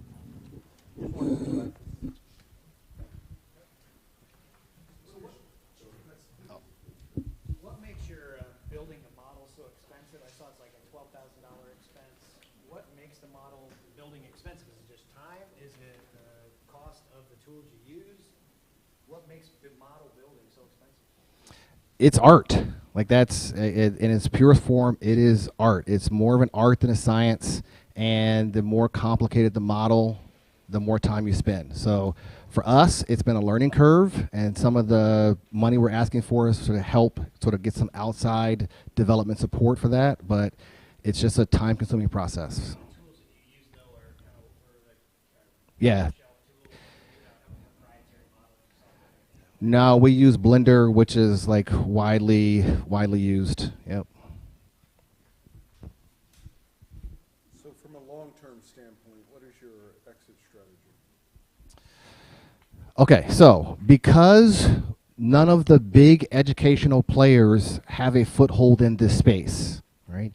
We want to be attractive to them. And I think just like Katie said, if one other group gets involved in this business, then the others might also, they'll see us as attractive to be competitive with one of those big players. So literally none of these groups has a strong foothold in early childhood, even collegiate education. Like none of them have a stronghold with augmented reality and education. So our long-term play is to be attractive to them.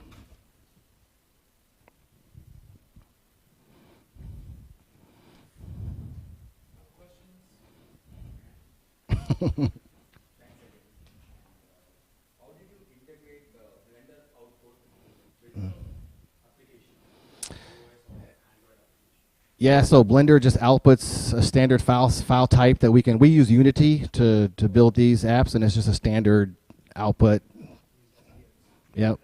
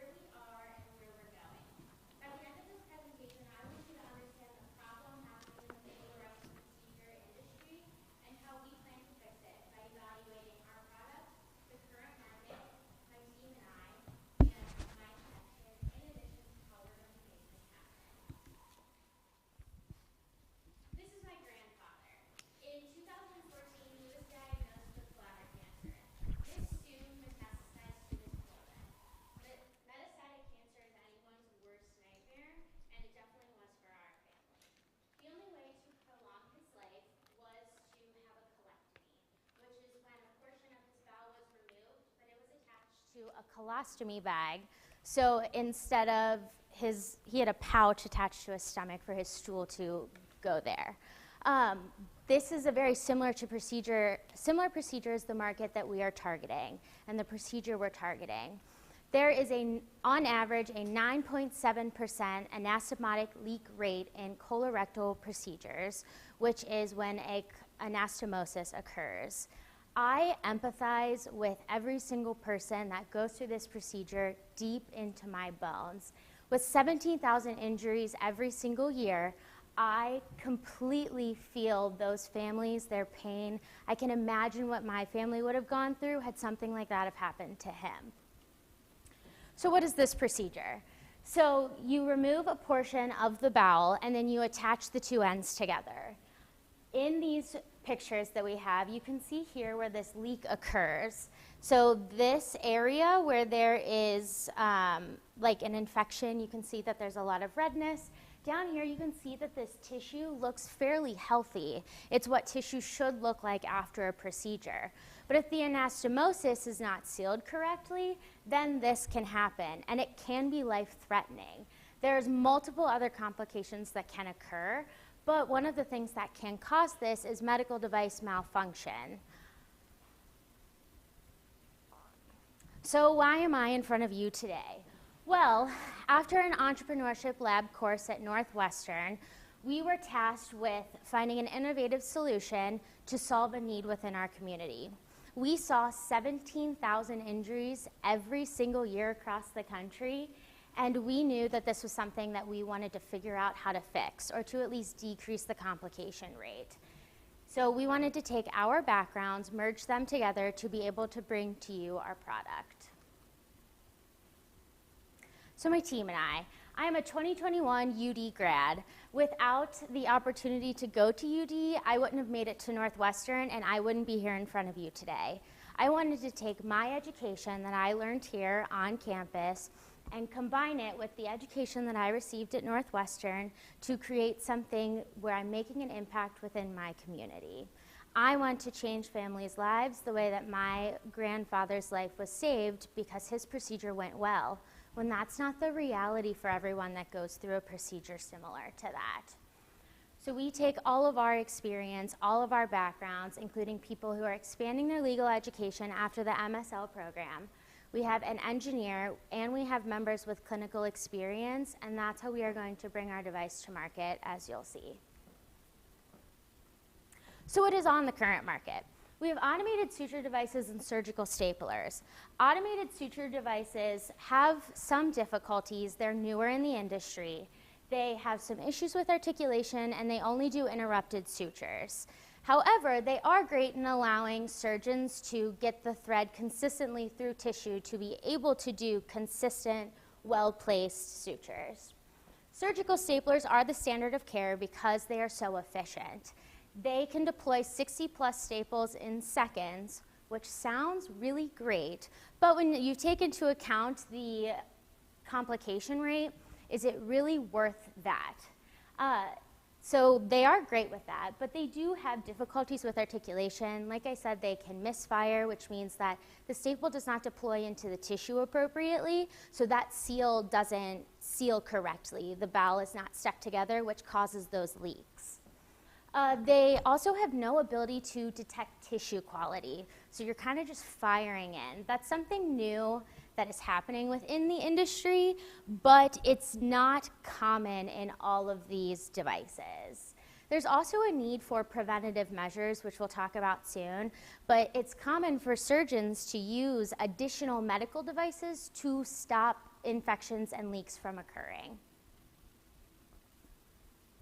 So the automated suture device industry is a $6.2 billion industry and with a 7.5 CAGR.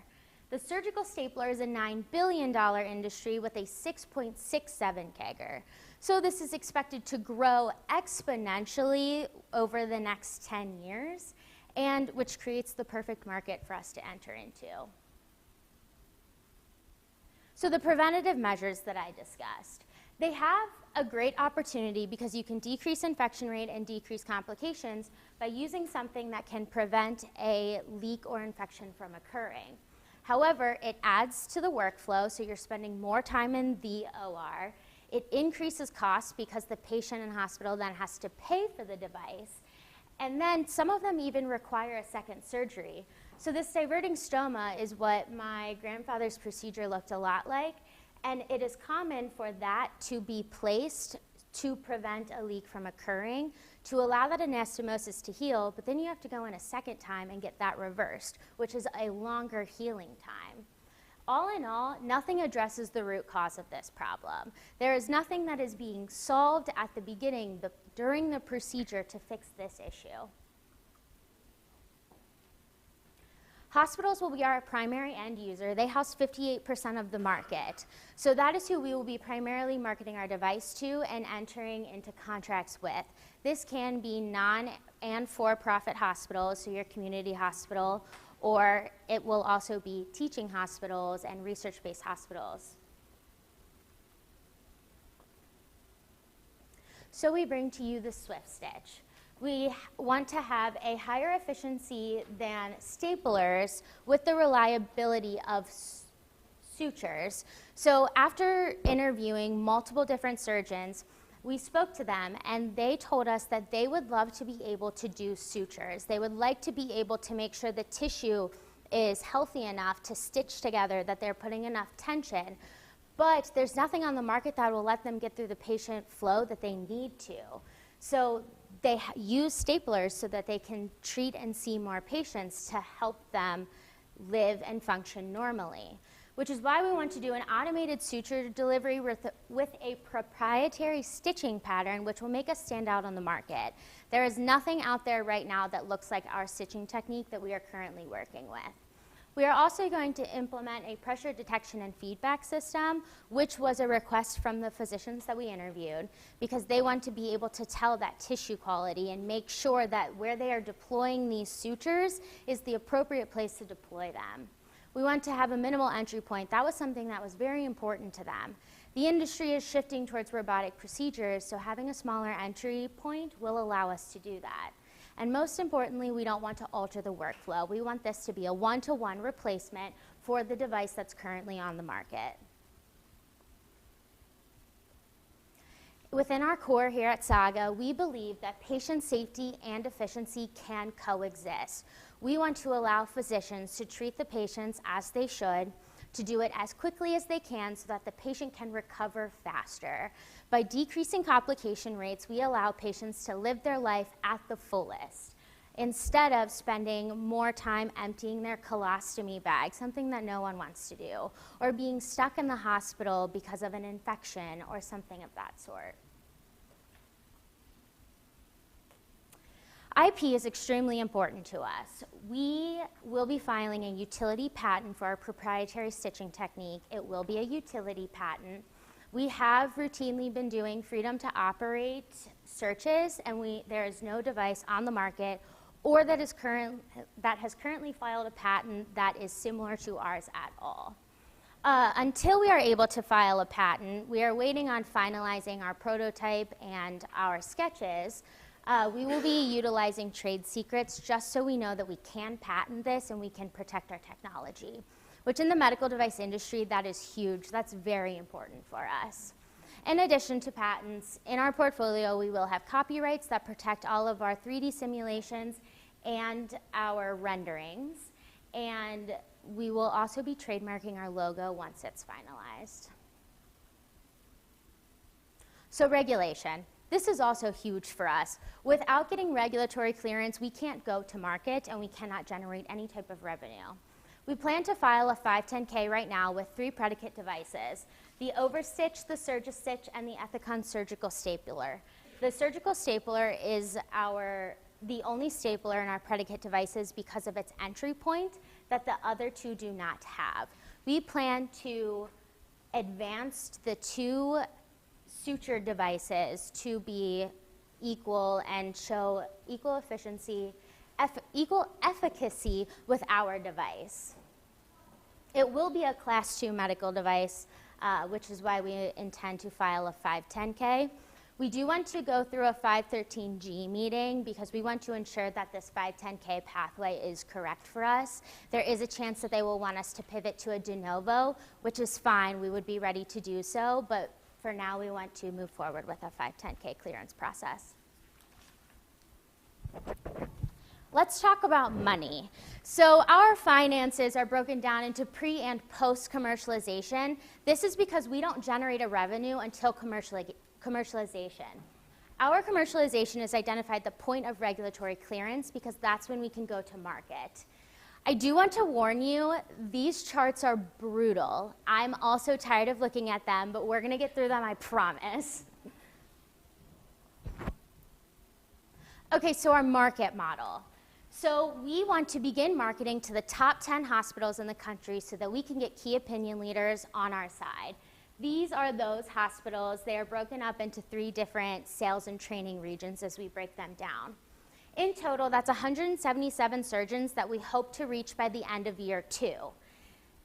Then each hospital does about 125 procedures annually with 300,000 procedures a year. That is appropriate for them since they do the most procedures every single year since they are one of the top hospitals.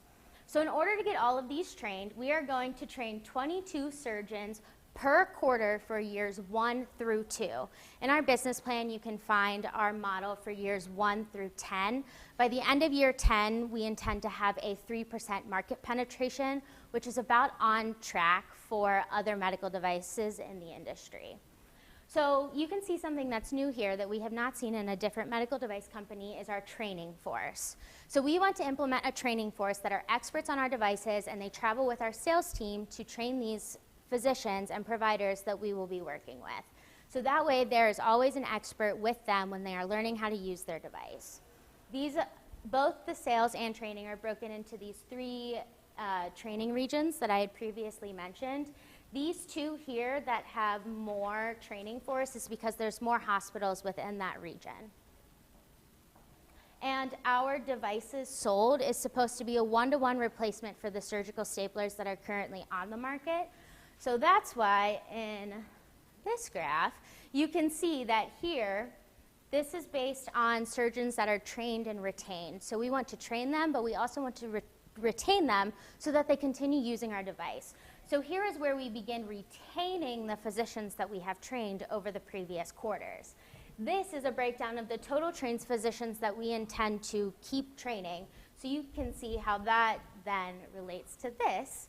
So we start down here and we curve back up. Both are increasing exponentially. This is for quarters 1 through 8, which is years 1 and 2, but like I said, our model increases. After year 2, it is a 10% increase every year. So pre-commercialization costs. These are broken down into wet lab and then our engineering development costs. Our wet lab labor cost and space are broken down by what's currently being marketed or being rented out, and this will be the actual development of our device testing. So that is tissue testing. It will be live and deceased animal testing, which is standard in the industry. Our engineering development costs are at 0 all the way until year 3 because one of our co-founders, he is the engineer that is heading all of our development as of right now. So filing costs. I mentioned to you all the very important filings that we have to do. So this outlines our provisional patent application, which we hope to file very soon, and the non-provisional patent application. Thankfully, one of our co-founders will be able to write our patent for us under supervision, so that will save us a lot of costs here. But just in general, filing is very expensive. This also takes into account our 513G meeting and our 510K submission with the FDA. I mentioned the 513G meeting, which is really important to us to make sure that our device is safe and effective for patients. We intend to generate revenue by pursuing a reimbursement strategy. So this will allow us to work with the FDA and Medicare to bring our device to market with regulatory approval by receiving a billing codes for hospitals to use. Okay, manufacturing costs. This is where our post-commercialization charts come in. So we do intend to outsource our manufacturing, but broke down what that cost would look like by labor and facility cost. You can also see our cost of goods and services increases and then decreases because we intend to build our inventory, and then once it is built, we intend to decrease just a little bit so that we are able to save costs at that point in time. This is set to begin in year 2 post-commercialization, which would be quarter 6. Operations costs. The bulk of the cost here is going to be our SG&A staff members, which is going to be our regulatory overhead, marketing, sales, those types of employees and where they're able to work. So these models are built out very far, but that's because our medical device company is a long haul type of company. We are not a one and done product where we're going to be out there very soon. We are ready to do the testing to make sure that this can function appropriately and help save lives, which is why this is built out so far. These years 1 and 2 are the closest to where we are now, of course. And this wet lab labor and space costs is our life cycle testing. So since we do want to ensure that our device is safe and effective for patients, we want to ensure that we are continually testing our device. So our income statement.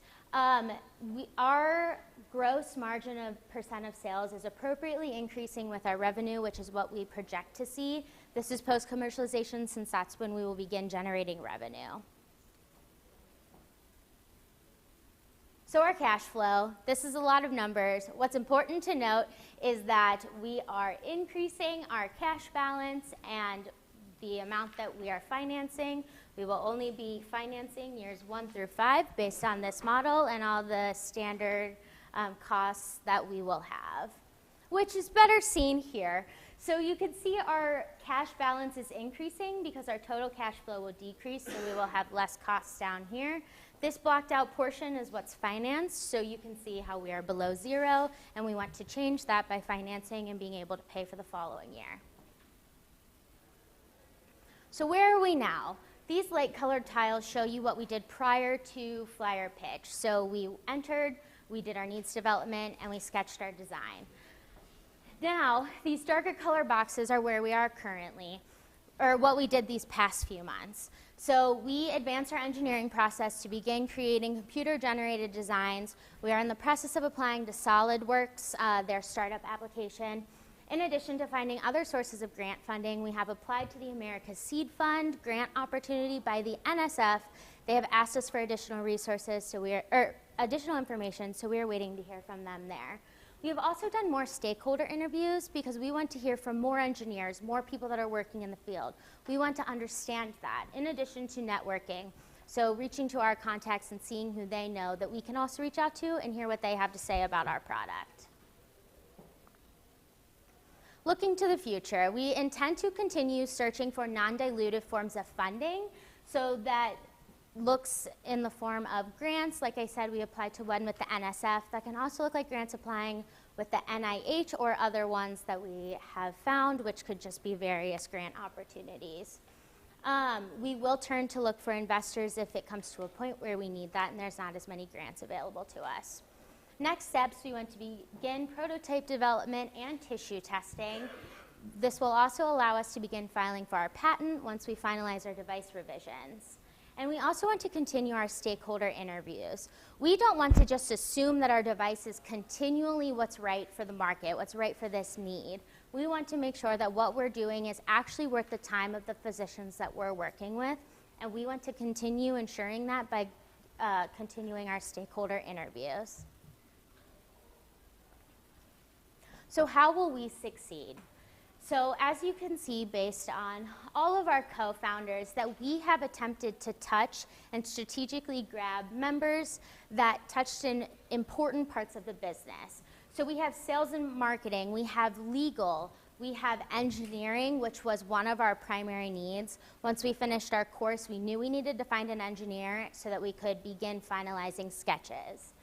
We also have members in clinical medicine and regulation and compliance so that we can bring our device to market with as safe as possible and under the guidance of clinical medicine. Thank you so much for this opportunity today. Is there any questions that I can answer? How do you get into the hospitals? Is this a physician adoption model? You've got to convince physicians to adopt it. Is it a hospital adoption model? We are hoping to pursue both. So we want to talk to physicians because they don't get as much say over what medical devices they use as you think they do. So it's really whoever brings them the best contract. Every single physician that we had spoken to told us the specific brand that they use because that's what the hospital contracts with. So we want to get more physicians on board so that we can get their hospitals on board to work with us as well. You can say more about the actual technology, and I mean, I get that you're in sort of a sketch phase, but have you done any sort of proof of concept or anything to sort of give yourself confidence that you're able to do some of these? Yeah, we're in the process of that right now. So our engineer is coordinating with other engineers that are known in the industry to ensure that our proof of concept testing is correct. However, we have not built a physical device yet. It's primarily computer-generated designs. We're also partnering with the Department of Engineering here at UD so that we can continue that as well. If your plan outlines roughly $20 million in financing. Correct. Where are you planning to get that money from? So currently we want to do grants. So that's our goal for the development phase. After that, we hope to turn to investors so that we are able to continue that. There's also an opportunity for an exit strategy if that's what comes to our plate so that a bigger company can help us produce this device. They have more resources than we do. But if not, we do intend to apply to grants and other investors. Talk to anybody about buying the IP yet? Not yet, no. We are waiting until we have our provisional patent application in to discuss any of that.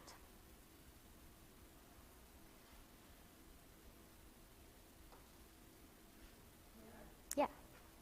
I have an easy question with all faith for your work. Mhm. Was that you in the first slide with your grandfather? Yeah. Okay. Yep. That's my question. Yep, that was it. That was me and my sister. All right, let's have a final round of applause for Faith and Foster. Thank you. Final thanks to our judges. Let's give them a round of applause. And then how about just, 5 amazing companies, and I'm blown away by every one of them is changing something, right? Every one of them is innovating in some very unique way. So big final round of applause for all the finalists.